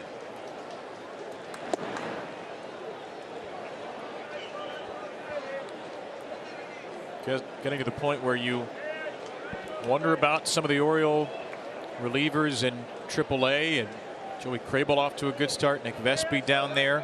When will the Orioles make a bullpen move? Because, as you mentioned, their starters have given the Orioles a very low number of innings, and they've had one of the heaviest bullpen workloads of any team. Yeah, I mean, it's getting to the point where you're going to have to make a move, right, to get a fresh arm or 2 up. Orioles have 3 more games in a row after this one before an off day.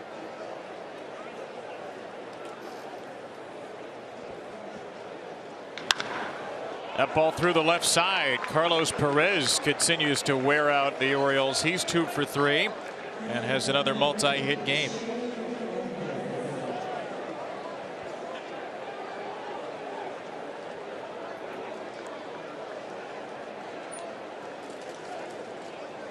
There's starting a lot of options for Brandon Hyde right now. You have Bautista on 2 days rest. Obviously, you're not going to see him until the 9th, maybe the end of the 8th. Coulombe and Baker are available today. And Gillespie's not available. Bauman probably be emergency only. Aiken and Perez threw a lot of pitches yesterday. And then there's Brian Baker, who you saw warming earlier. There is Danny Coulombe getting heated up quickly.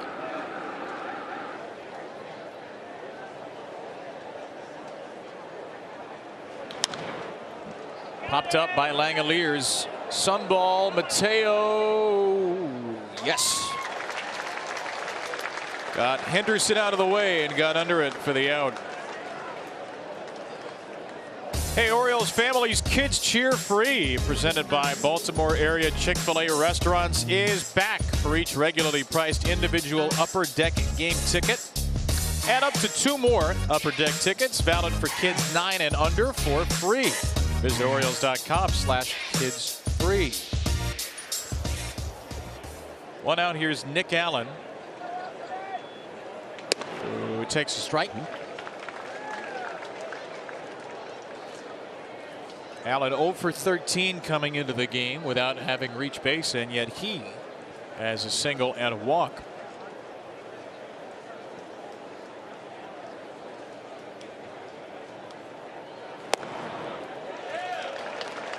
That ball looked like it's just a little bit off the inside corner, but Austin Voth will certainly take it. 2 fastballs in. Got to think that sweeping breaking ball is coming now.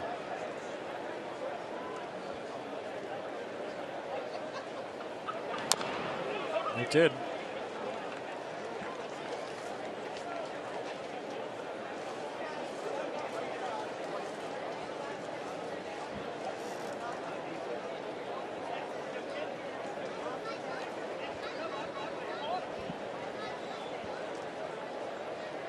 Allen, the A's 3rd-round pick in 2017. He's a very good fielder, not much of a hitter in his 2nd big league year. Puts this one in the air to right. Vavra gets to it a little more quickly this time for out number 2. Perez back to first.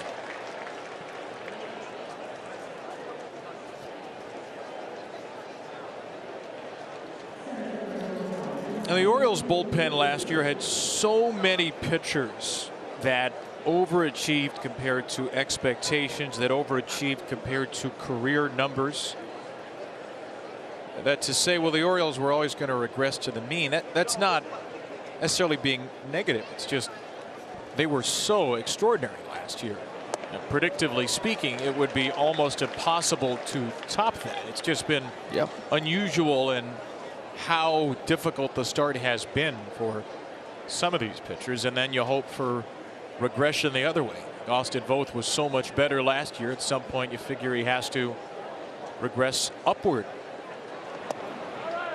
You can regress toward the mean upward, but it's just it's a strange deal where you have Voth and Perez and Aiken and a few others who all seem to have hit a tough patch of the season at the same point. That's right. Well, the good news is Baker has really settled in, and Bautista has been really good.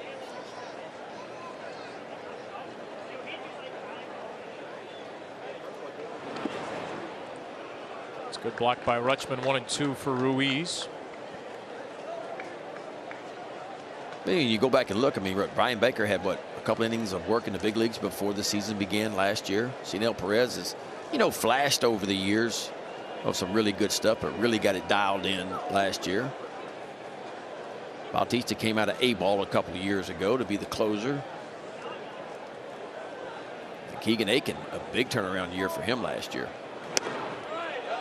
And we shouldn't forget that this bullpen looks so much different if you have Dylan Tate, who's going to be back sometime in May. Brandon Hyde said today, if you have Michael Gibbons, who is set to throw a side session today. Ruiz sharply into center. Ruiz is on again. 3 hits, hit by a pitch, 2 runs scored, 2 driven in for the Oakland leadoff man.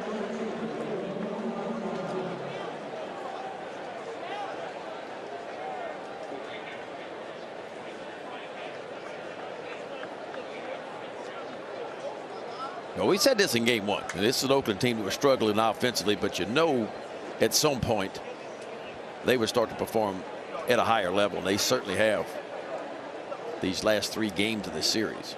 Only got 1 run in game 1. There's Laureano, who was hitless. The more you see of Voth, what stands out as a difference from last year? I think his ability last year, it seemed like he worked from ahead a lot last year, and the breaking ball for me was very consistent last year. He didn't miss over the plate with it a lot. I feel like his misses this year are right in the heart of the plate, and they're getting hit very hard.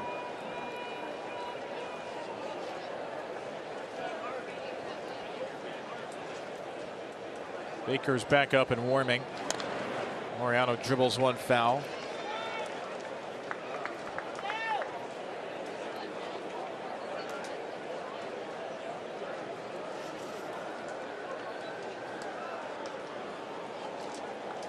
On a lot more contact this year, Austin Voth.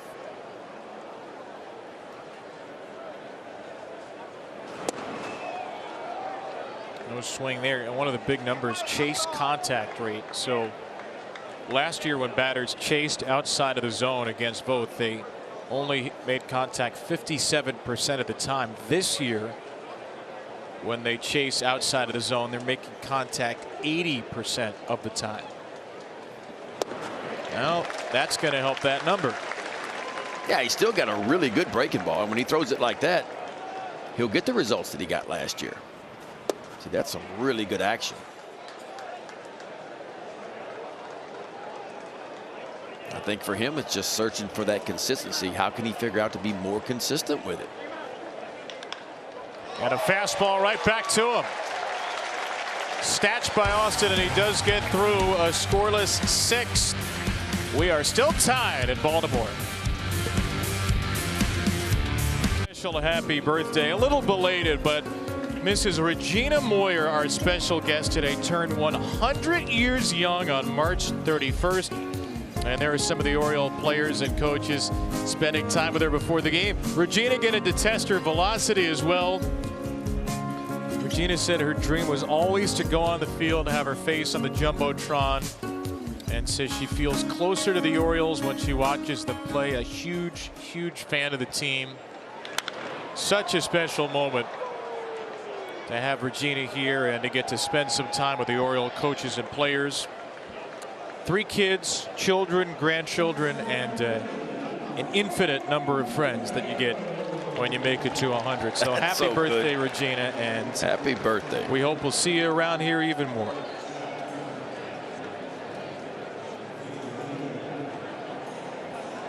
Well, can the Orioles figure out Adrian Martinez is the question. He has retired 9 in a row, 5 of which by strikeouts.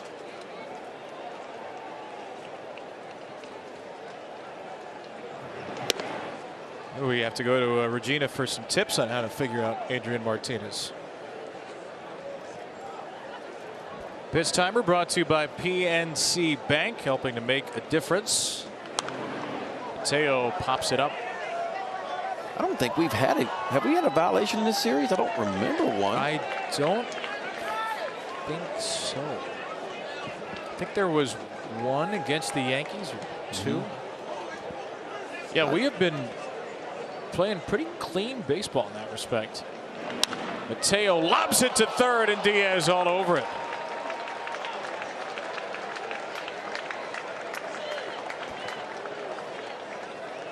Boy, this just sounded like a rocket off the bat. What a play by Diaz over at third base. Ball hooking back to him just enough off that right-handed swing from Mateo. This is an Oakland A's defense that has struggled this year. Fielding percentage wise, .973, last in baseball.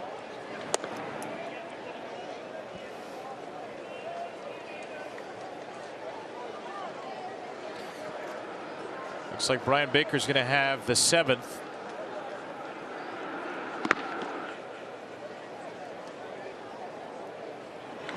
Cedric Mullins elevates it out of play.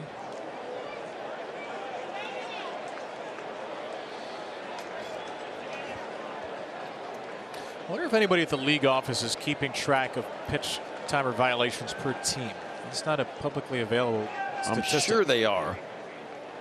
I'd love to know where the Orioles rank, because it really doesn't feel like we've had more than maybe 5 or 6 total to sit for and against the Orioles. You know, there was the Devers strikeout game 1.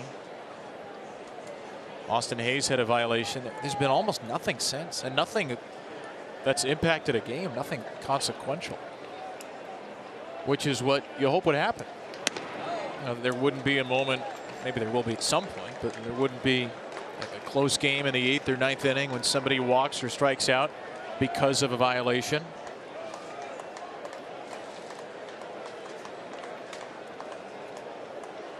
Three and 1 to Cedric. Martinez releases it with 2.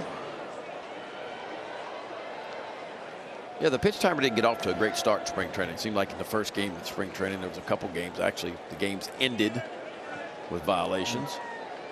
Cedric Mullins is going to use his timeout. Have you noticed anything about the way pitchers are working now compared to in spring training?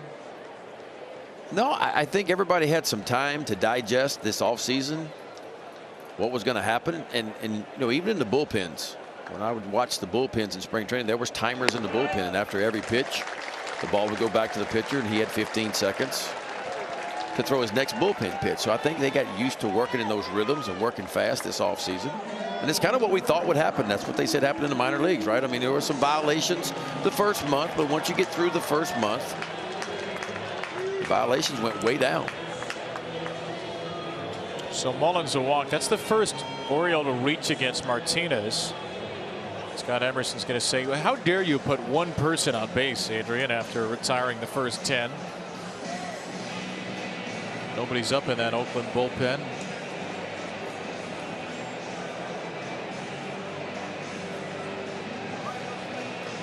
You know, the minors last season,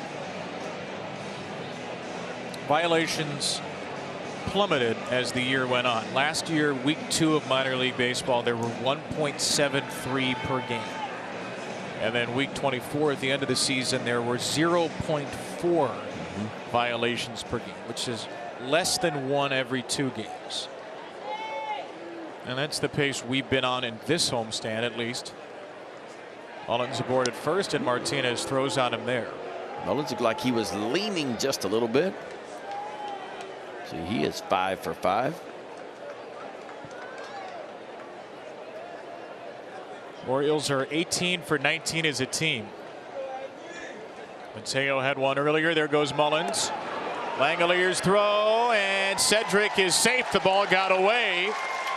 So, chalk up another steal for Cedric Mullins. His 6th in 6 attempts. 19th bag, stolen bag of the year for the Orioles. Cedric Mullins with an outstanding jump and off and moving. There's your go-ahead run in scoring position. Pretty amazing. The only time they've been caught this year was when Adley Rutschman was thrown out on an attempted hit and run on a strikeout where Rutschman was thrown out. So now Rutschman takes ball 2. And I don't feel like the bigger bases and the shorter distances had a whole lot to do with the Orioles' success. Now maybe the pitch timer more than anything. But the Orioles ran last year. You knew they were going to run. They run last year too. 95 stolen bases the Orioles had last year. That was the 5th best mark in the American League. You think the pitch timers help them, Steele? Yes. I think, you know, not being able to throw over as much as you want to. And then if you do throw over once, I think advantage to the base runner. You throw over twice, certainly I think there's an advantage to the base runner. 3-0 swing. Rutschman drops to a knee, hits it in the air to right, out toward the wall. Laureano has just barely enough room. A sky-high fly that couldn't quite give the Orioles the lead.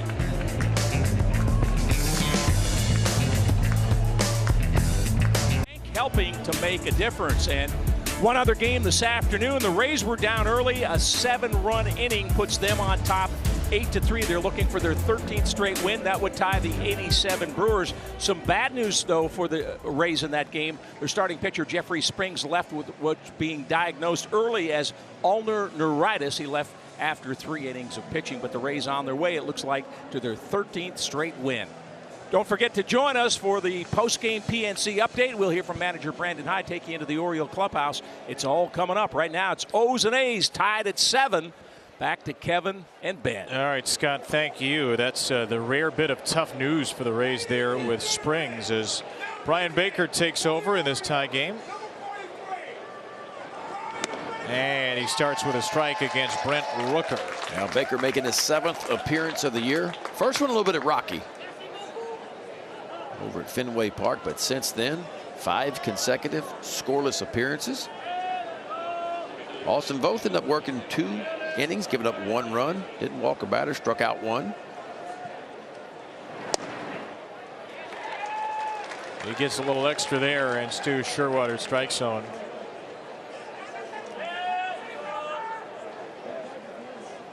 Ulnar neuritis, that's an issue in the left arm for Springs.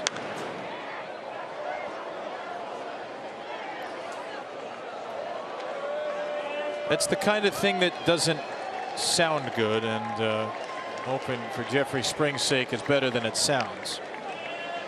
Rays were down 3-1, up 8-3. Danny Jimenez in the Oakland bullpen. Can somebody get out Brent Rooker? Yeah, they can. Give Brian Baker the Cy Young and the MVP and the new Toyota. He strikes out Brent Rooker. Well, don't throw him a strike, right? Get ahead of him and expand the zone. And Brian Baker just right to the top of the zone, up and in at 96, right where Rutschman warned it.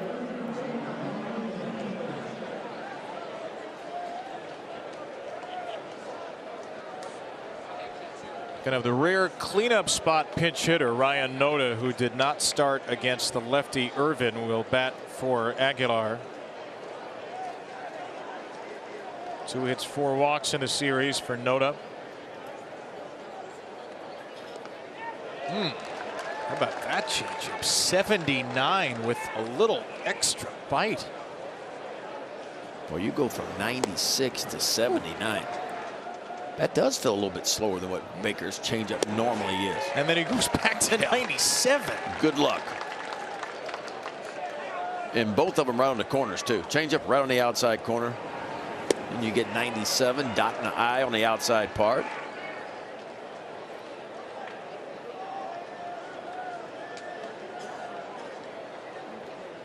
Feel like one more elevated fastball, maybe just up out of the zone, might work. Oh, he won't change up. Brian Baker's a funny guy to talk to. He'll admit, I don't always throw the changeup or the cutter how I want to, but sometimes that can really mess with the hitter. 97, he didn't get it there. We saw Baker's velo increase. Spring training last year felt like he was 93, 95, but he touched 100 a few times last year. 2-2 from Bryant. Overthrew it. Says he's still working on that slider cutter grip. Could come out of his hand about 3 different ways. The changeup can be in the mid 80s, can be high 70s. 3-2 here. And he missed with another fastball. So 3 straight outside fastballs.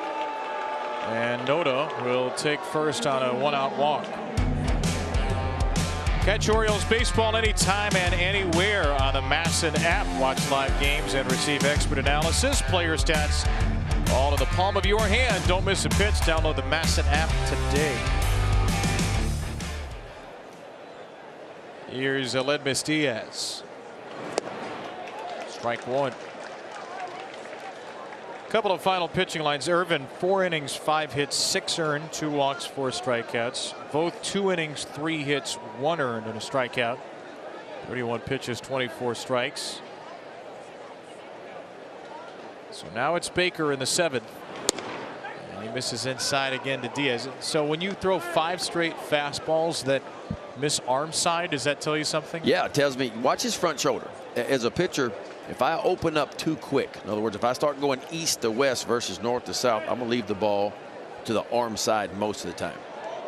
So a quick fix for that is just making sure as you go down the slope is you're keeping your front elbow, in other words, your glove arm, your front elbow, your front shoulder in the target line, just a snap of the fingers longer.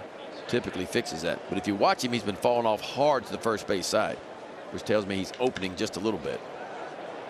That's a cutter popped up into right, and Vaver has got it out number 2.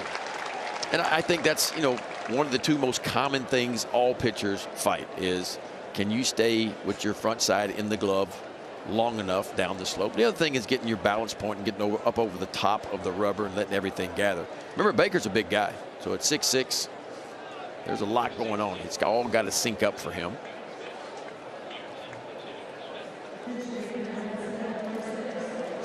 Now Jace Peterson pinch hitting for Oakland.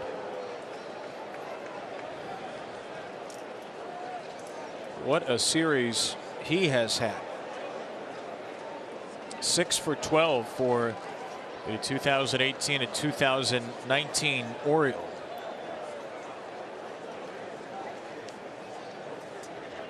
Seven games, 7th inning. Noda's at first. I'll tell you what kind of series Peterson's had. Game 1, when he came in, he was hitting 120 in the first game of this series. Batting average up 243 now. This early in the year, it just takes one good series to get you back on track. Couldn't catch up to 97, and Baker's got a couple of strikes on him.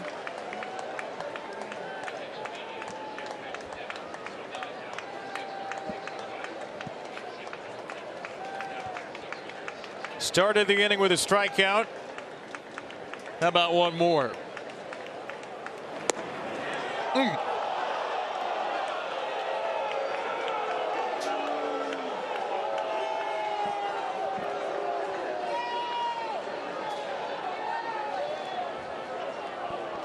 One and 2 for Peterson. Was a delayed steal there from Noda, who took a running lead. And then didn't go right as the pitch was thrown, but then had such a big lead he decided to go. Yeah, he's been a couple of pitches ago. He's trying to time it up. He's getting his momentum working towards second base. He starts with a short lead. Baker comes set. He'll start just trying to inch off and try to time it up. Not going here on ball 2. That's 75. That is maybe the slowest pitch we've ever seen Brian Baker throw. There's been a couple of them like that, and you know, typically his changeup is much harder than that. That's an interesting question to ask him after the game. Is it a different grip?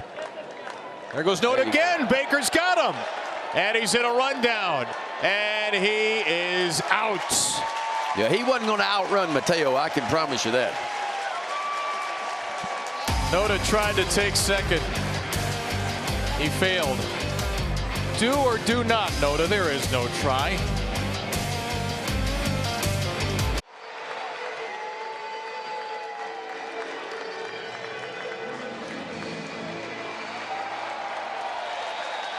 Okay, Drew Goldfarb's FanDuel same game parlay over 9.5 total runs. Yeah, that was not in any question. We're at 14 right now, and then Drew picked the Orioles on the money line. So that same game parlay gets you plus 160 odds, which means if the Orioles win, you cash in at plus 160. We're liking what Drew's putting out there. Come to Camden Yards, have yourself a nice cold beverage, and watch hopefully an Orioles win. They'll try to do so against Danny Jimenez. Jimenez making his, what, 5th appearance of the year. Does have a save, elevated ERA, but opponents only hitting 133 off of it. Boy, how good was Adrian Martinez? He ends up going 3 2/3, didn't allow a hit or a run. Walked 1 and punched out 5. 49 pitches, 28 strikes in relief. He was terrific. And now Mountcastle, who homered against Jimenez on Tuesday night. It was not just any old home run, of course. It was a record RBI tying grand slam home run. 456 feet later.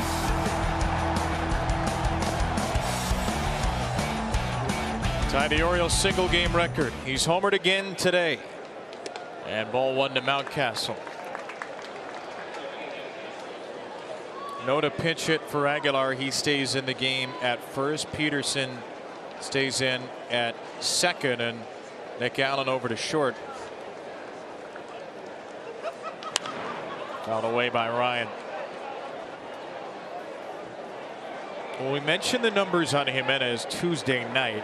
In his career, batters were just 7 for 83 hitting off of his slider. Then he gave up a slider single to Hayes to give the Orioles a lead, and then hung a slider to Ryan. And he throws another fastball here.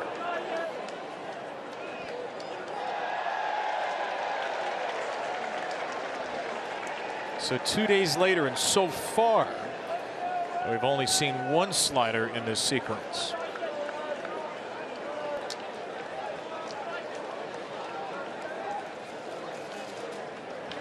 There's a slider. It's popped up. Peterson, the new second baseman, handles it.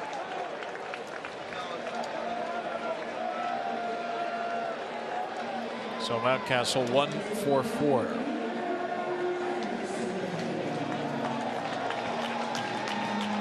And the Orioles in this game against Adam Oller barely swung and missed.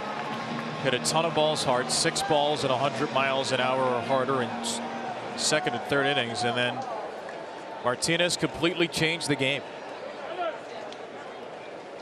Now Jimenez against Henderson, who's certainly been more aggressive. That's 3 straight first pitch swings for Gunnar Henderson.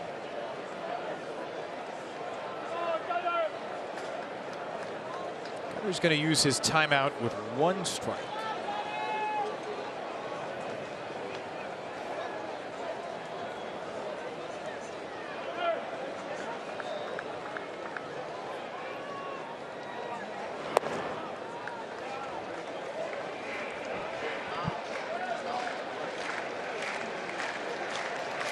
Henderson 6 for 36 on the year.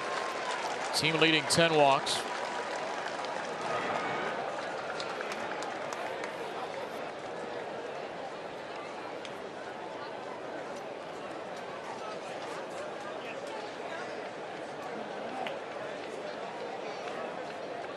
21-year-old in his second big league year. The 2-1 count. Center fielder Ruiz is there. 2 down. Yeah, we forget. We forget Gunnar Henderson could be a junior in college right now.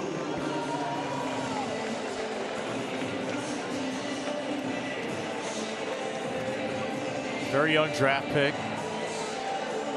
It's very young out of high school, period. And he's not going to turn 22 until June 29th. 1 for 3, hit by a pitch today. And now Hayes.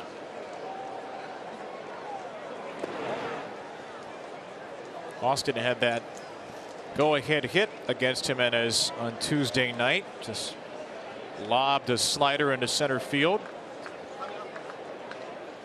to break what was at the time a 7-7 tie.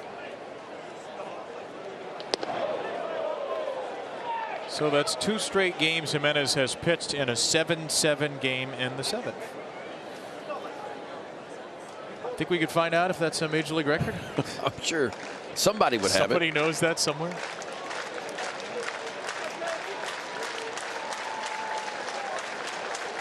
Two 2-0 for Austin. And that pitch is drilled up the middle. Boy, he is just tattooing balls. Austin Hayes with a 3-hit game and a 9-hit series. Yeah, he's always been able to cover the fastballs. That one 104 off the bat. Breaking balls over the years have given him a little bit of trouble from time to time, but got a fastball count just about belt high. This one was turned around quickly.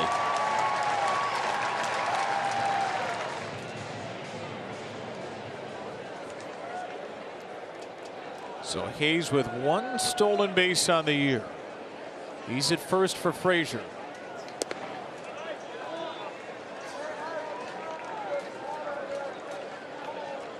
Orioles do have Anthony Santander on the bench and available at some point here in the late innings. Looks like Danny Coulomb may have the 8th. Well, Jace Peterson was left right at the plate on that pickoff. So lefty on lefty matchup. In an ideal world, you get Coulomb for the 8th, Bautista for the 9th. You get a run somewhere, and you go to Chicago with a series win. And 1 game above 500. Wow. Really? Adam Frazier certainly doesn't think so. Nor should he.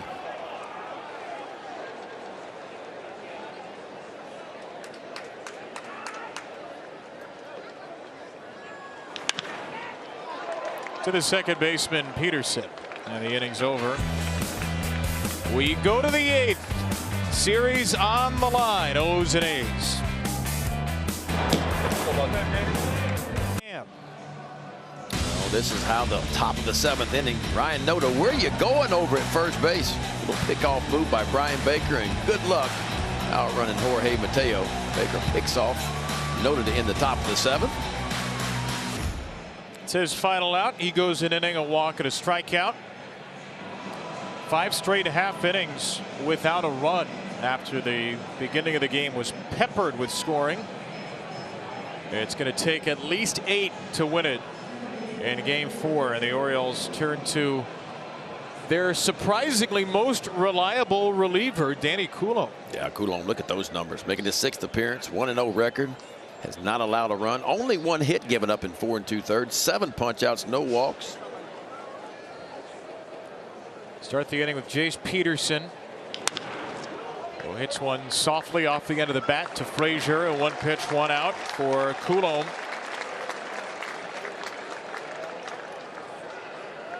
How much fun was Danny to talk to yesterday in game? Man, that was fun. I love this story about his grandfather. His grandfather, Frenchie, for those who missed it, his grandfather was a staff sergeant, flight engineer on a B-17 in World War II that was damaged by enemy gunfire, and a German pilot shepherded Danny's grandfather's airplane to safety rather than shoot them down. Let them go. Allow the Americans to escape. Yeah, congratulations to Danny. 200th big league appearance.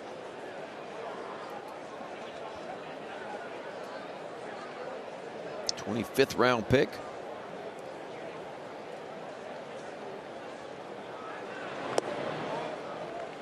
If you had asked Danny Coulomb, let's say 13 years ago, if he'd be pitching 200 games in the big leagues, he would have said no, because he was close to hanging up his cleats for good, working through college injuries. Perez out in front. Danny was a high school star. He gave us a little bit of the story yesterday, but went to USC, pitched in 4 games, felt like the staff really messed with his mechanics. Didn't want to play anymore, decided to go play at South Mountain Community College, was more of a hitter there, got hurt. Had a scholarship opportunity to Texas Tech. He had to build up again the summer after his sophomore year. Said, I literally forgot how to throw. And then his junior year started going well, and then he got hurt and he had to undergo Tommy John. Came back for 1 more year, was a very late draft pick, and here he is, a 200-game pitcher in the bigs. Unfortunately, no matter how many games anybody's pitched, you can't get out Carlos Perez right now. Back-to-back 3-hit games for the Oakland DH. Yeah, just a little C&I single on a changeup working away from him, but he goes out and hooks it. Just a 4-hopper in the hole. Yeah, Perez is a good story too. Kind of slipped around in the minor leagues for the last 5 years. Made the club out of spring training. And the A's are going to pinch run for him with Connor Capel. So Perez's day is done after 3 more hits.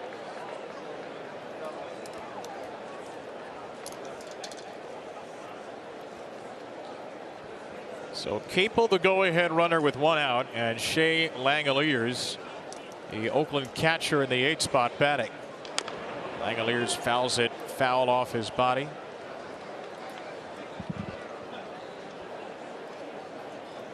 That is Zach Jackson stomping around out there in the Oakland bullpen.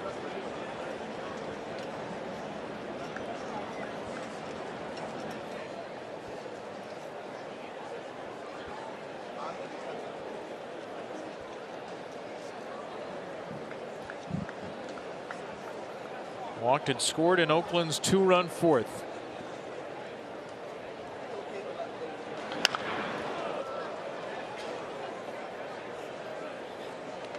It's not been a balanced day that yesterday was for Oakland, where the A's had 9 different players with a hit. Ruiz has 3 hits. Rooker has 2. Perez has 3. The rest of the team only has 1 combined. And of course, Rooker responsible for 5 of the 7 runs himself.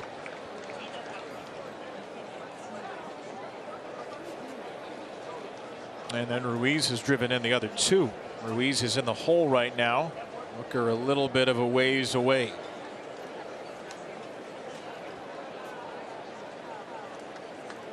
Rooker will bat again in the game unless there's a double play here.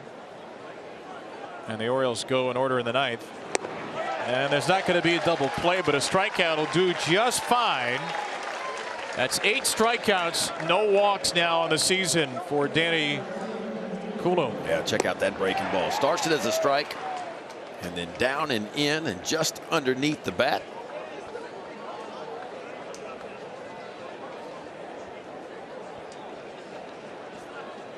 Where would the Orioles be without Danny Coulomb? What a story.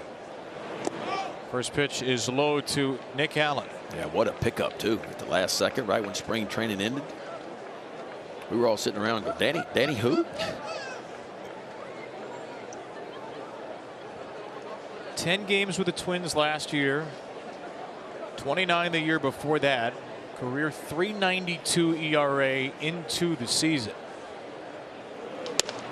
And that's a strike for Nick Allen. Yeah, and Danny told us he had a wonderful spring with the Twins, but just didn't fit in. They already had a couple lefties over there. They didn't allow a run in spring training. A little over 9 innings of work.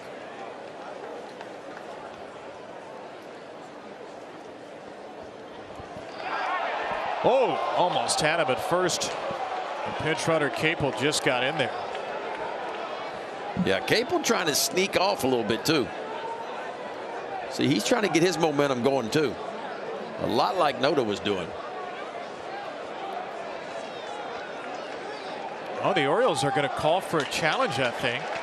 That is the 8th inning, so you might as well use it, take a shot, because it would be a crew chief review from here if you run out.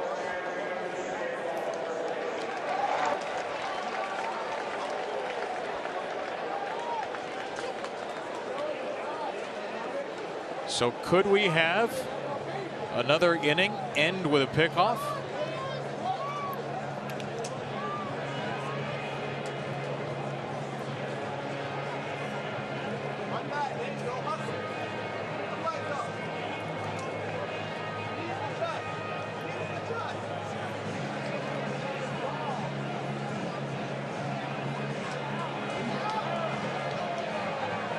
The tag looked like it was on the ribs, kind of back a little bit.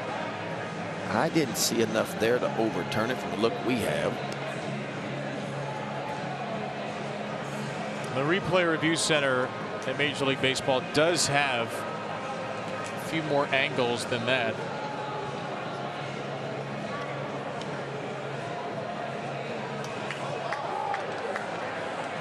If he's got him there, he's out, but I don't know. I don't think he got him till. It's hard to say. I mean, the way we've seen. After the review, the call on the field stands. Yeah. The runner is safe. Baltimore will lose their challenge. I was just going to say, the way we've seen replay reviews adjudicated this year, that would have been a surprising one to overturn. But 8th inning, you're in crew chief review territory. It's worth a shot. That just didn't work out. So Allen with a 1-1 count. He has walked, singled, and lined out. Runner at first is Capel. And Capel's going to go for it. He'll make a run, and he'll have to come back on a foul ball strike.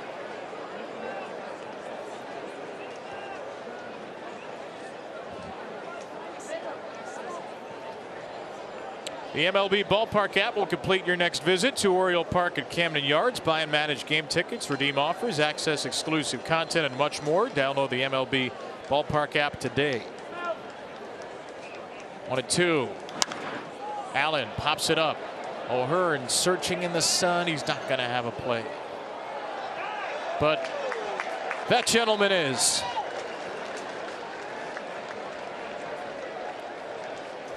He's letting everybody know about it too, isn't he?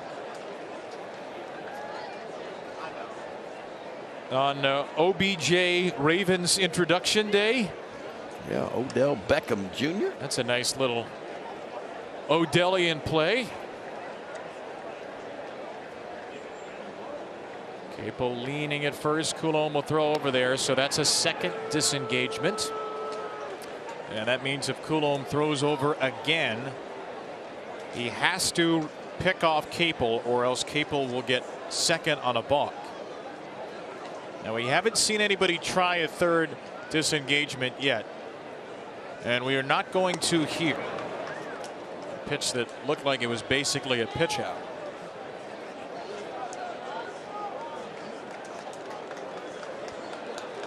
Connor Capel, 22 steals between the majors and minors last year. Was caught 10 times. 2-2. He's not going. Fouls it back.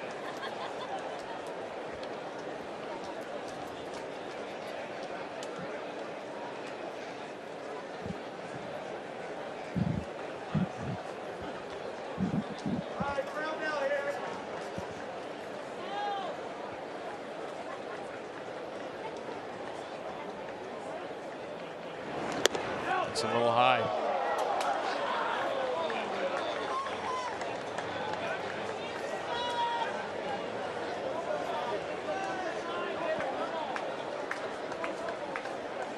So now Capel will be on the run on 3-2 to Allen. 2-out pitch. Allen strikes out. Danny Coulomb, bullpen superstar. Do it, Danny. How about this? Nice breaking ball down. That gets the Orioles off the field. Come on, Orioles. We just need one. 15 minutes left for the Ryan Mountcastle flash sale for $9 lower reserve tickets and $15 left field lower box tickets for the Orioles' next homestand, April 21st through the 26th. $9 tickets using the code Mountie9 to celebrate Ryan's 9 RBI night. Orioles.com/flash. You got to go. Sale ends at 4 o'clock. That's 16 minutes. Get to the website now. Get some tickets. There is Zach Jackson, third Oakland reliever. He's pitched in 2 of the 3 games, making 3 out of 4 now in this series, making his 7th appearance of the year. Very good ERA, 1.59, just 5 2/3 innings of work, but he can strike you out. 10 punch outs, opponents hitting only 158 off the right-hander, Jackson. Been a pretty frightening at bat this series, and there's a guy who's a pretty frightening at bat. Big Felix, he'll have the 9th. Will the Orioles have the lead? Vavra, O'Hearn, and Mateo due up. The Orioles do have Anthony Santander on the bench. They offer Mona Rios on the bench as well. Yeah, Hyder said that Santander was not available last night, but is available today. He said he's feeling a lot better treatment on that sore back. Vavra with a single, a walk, and a lineout. And Tarrant takes ball 2.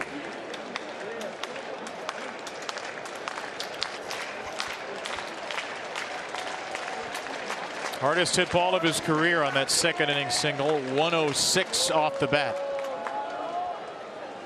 And Vavra lobs this one into right field, and it's a 2-hit game for Tarrant.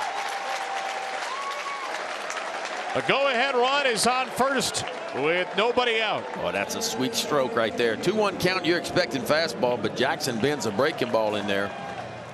Terran Vavra not out in front at all. Watch him just get his front foot down, stay balanced. Watch the path of the bat right to the ball. Good start for the Orioles here in the bottom of the 8th. Ryan O'Hearn in his Oriole debut.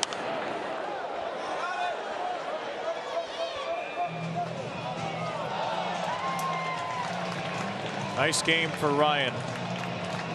2-run single in his first Oriole at bat. Sacrifice fly in the 3rd. A fly out as well. He's driven in 3. O'Hearn takes ball 1 from Jackson. Jackson, a 3rd-round pick back in 16 by the Blue Jays out of the University of Arkansas.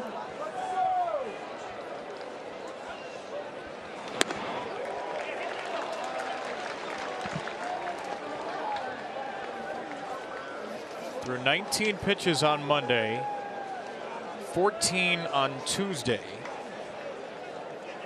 Back here on a Thursday afternoon. 2-1 for O'Hearn. Into center field. Ruiz very deep. He won't get there in time. And Ryan O'Hearn is endearing himself rather nicely to the Oriole faithful. A 2-hit, 3 RBI debut. Catches this one kind of a little off the label, a little towards his hands, but dumps it out there. And the center fielder Ruiz was way back there. So 1st and 2nd and no out. Mateo's been swinging it really, really well for the Orioles. But if he could get a bunt down here, looks like Oakland is expecting the bunt. 3rd baseman Diaz on the cut of the grass. 1st baseman Ryan Noda in. He's expecting it. Jorge's going to square, and it's called a ball.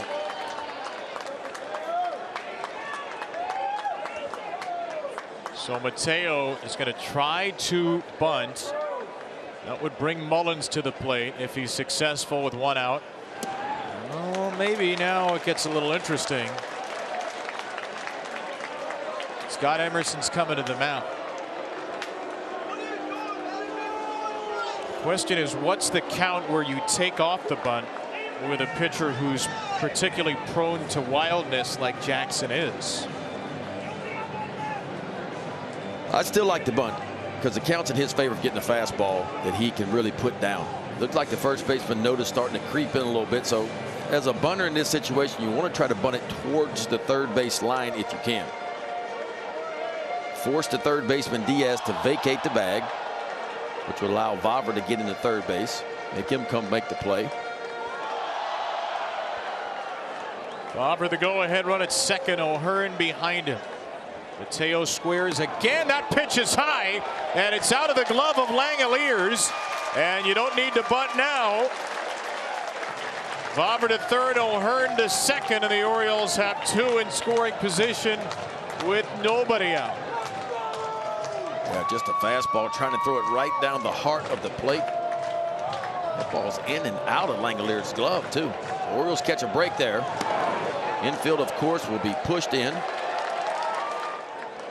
It's a pass ball against Langeliers. And Mateo taking all the way. Sees strike one.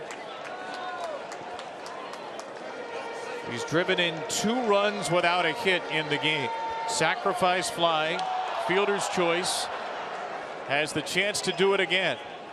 And Mateo pops it up. Foul territory.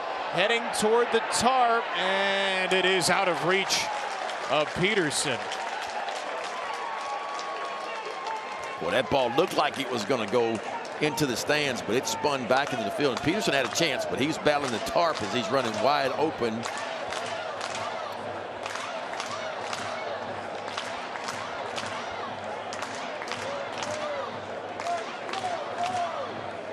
Now, if he had caught it, Vavra probably scores.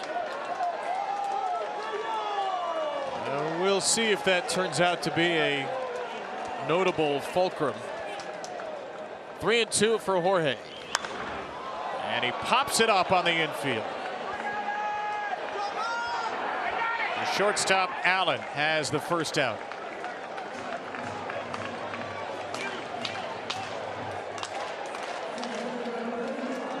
So second and third, 1 down. Still a chance to get in a run with a productive out. And it'll be Cedric Mullins to try and do so. Yeah, and heads up for anything here with 1 out. Mullins very well could put a ball on the ground. He could bunt this ball on the ground. Vavra would be on a read.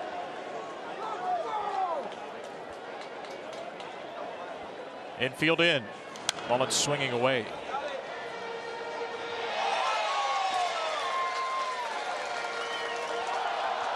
Cedric Mullins, an outstanding bunter. Really good the last 2 years with runners in scoring position. 5 for 14 to start this season in these spots. That's up and away. Langeliers with a back pick late.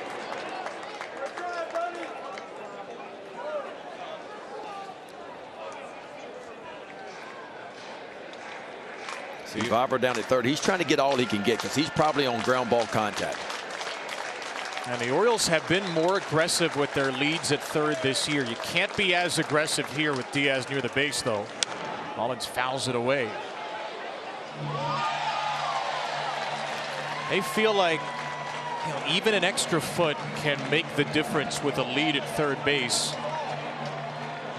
In part because of how rarely catchers backpick, but now that Langeliers is thrown over there, maybe the equation changes. 2 strikes on Mullins, 2 on, 1 out. And Cedric holds his swing.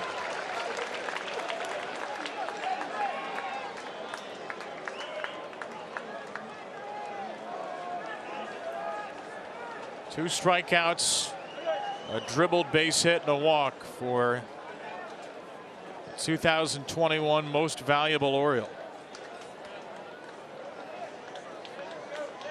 See if Cedric can just shorten up a little bit. Try to put the bat on the ball.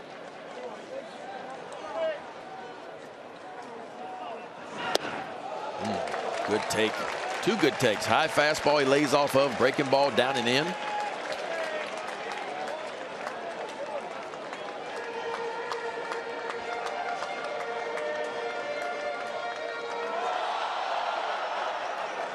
Vavra the runner at third. O'Hearn behind him at second.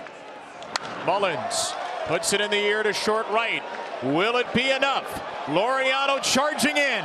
Vavra to the plate. The throw is there. The tag is applied. The inning is over.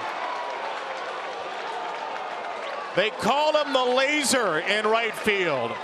And Laureano lives up to the billing, cutting down Vavra to end the eighth. I don't think Laureano saw this ball right away. He kind of circles it, finds it, puts his glove up, and boy, he gets his momentum coming forward and a rocket home.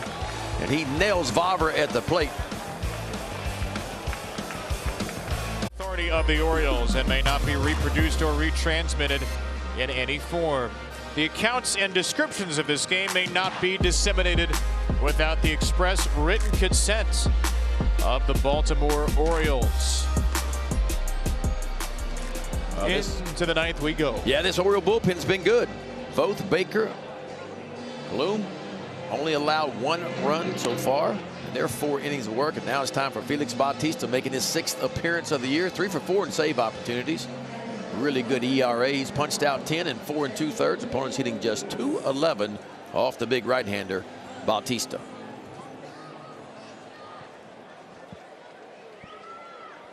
Coulomb, a scoreless 8th, gave up a hit, struck out 2. Continues his superlative season, and now Bautista against Esteury Ruiz, who has not been retired. 100 to start it for the only Oriole reliever who came into the game on multiple days of rest. 3-hit game for Ruiz plus a hit by pitch. And Ruiz sends 101 out to deep left center. Mullins will track it down.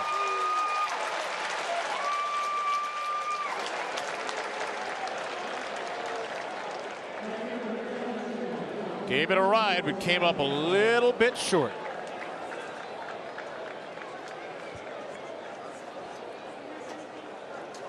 We saw Bautista in a non-save situation on Monday, pitching with a 4-run lead. He was about as dominant as we've seen him, even giving up an infield single. Struck out the next 3 batters swinging. The A's swung at 10 pitches in the game, and they missed on 8 of the 10 swings. Laureano the batter. He is 0 for 4. And there's a swing and a miss. Yeah, would he give up a leadoff single to Peterson and punched out the next 3? You know, I think that was the first slider Felix has thrown this season right there. Statcast has it as a slider. That's a splitter. I think it's like, that's not the slider. We know that one. This is the one that'll hurt your feelings for sure. Gear up to hit 100, 101, and he does that to you. He threw 12% sliders last year.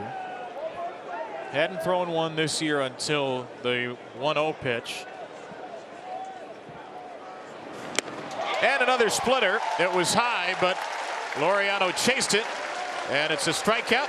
The 8th for Oriole pitching. Yeah, not exactly where he wanted this one, but it'll work. Left it just about letter high.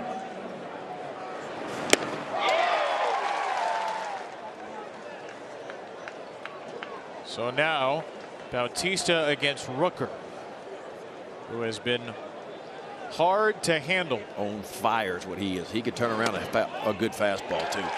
And that is a generous keeping of strike 1 right there. In the bottom of the 9th, it is Rutschman, Mountcastle, and Henderson.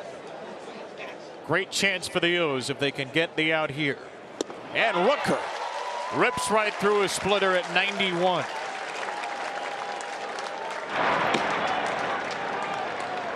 There's May getting heated up in that Oakland bullpen. Looks like he's going to have the bottom of the 9th.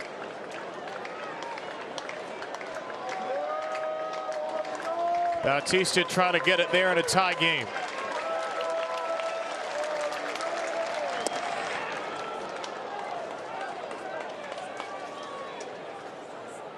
Split finger averaged 88 last year.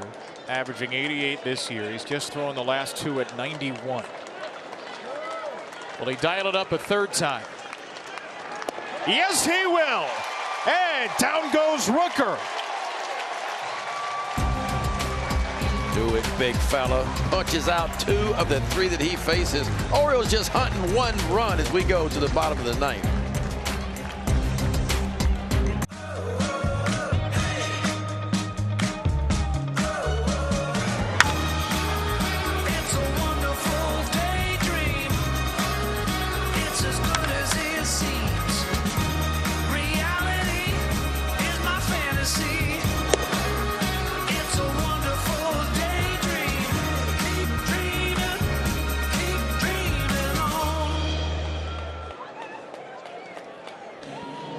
One run to win it for the Orioles in a 7-7 game with Oakland. And in the 7th home game of the season, the Orioles in search of their 7th win. And their first walk-off, it would come if they get it here against Trevor May. Yeah, Trevor May making his 6th appearance. Elevated ERA. Only worked 4 2/3. Walks have been an issue. 5 strikeouts, 8 walks for Trevor May. He's walked at least 1 batter in all 5 games. So you've got a heavy walk pitcher against Adley Rutschman. And May starts with a ball inside. Adley with a 6-game hit streak coming in. Adley on base in 11 of 12 games coming in. Adley 0 for 4. And that ball is belted right center field. Adley Rutschman sends us home with a walk-off homer.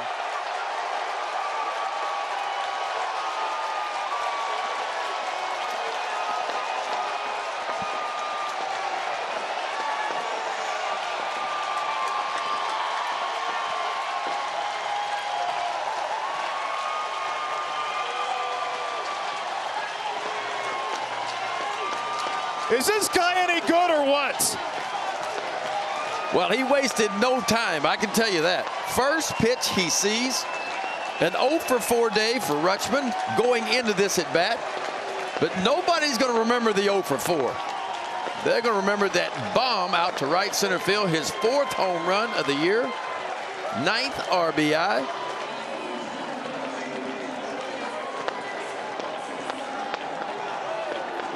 Watch this. First ball, fastball, just sitting on one, and it was a no-doubter. Every stitch of this one out toward right center field.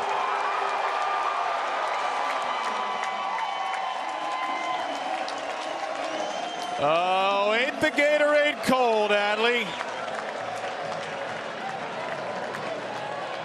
Who needs a homer hose when you have a Gatorade bath? Rutschman's first career walk-off RBI, and the Orioles end a ridiculous game with an 8-7 win, with a homestand win at 4-3, with a series win. They take 3 of 4 against the A's, and it is Adley Rutschman's first walk-off in a career that has already been the stuff of legends.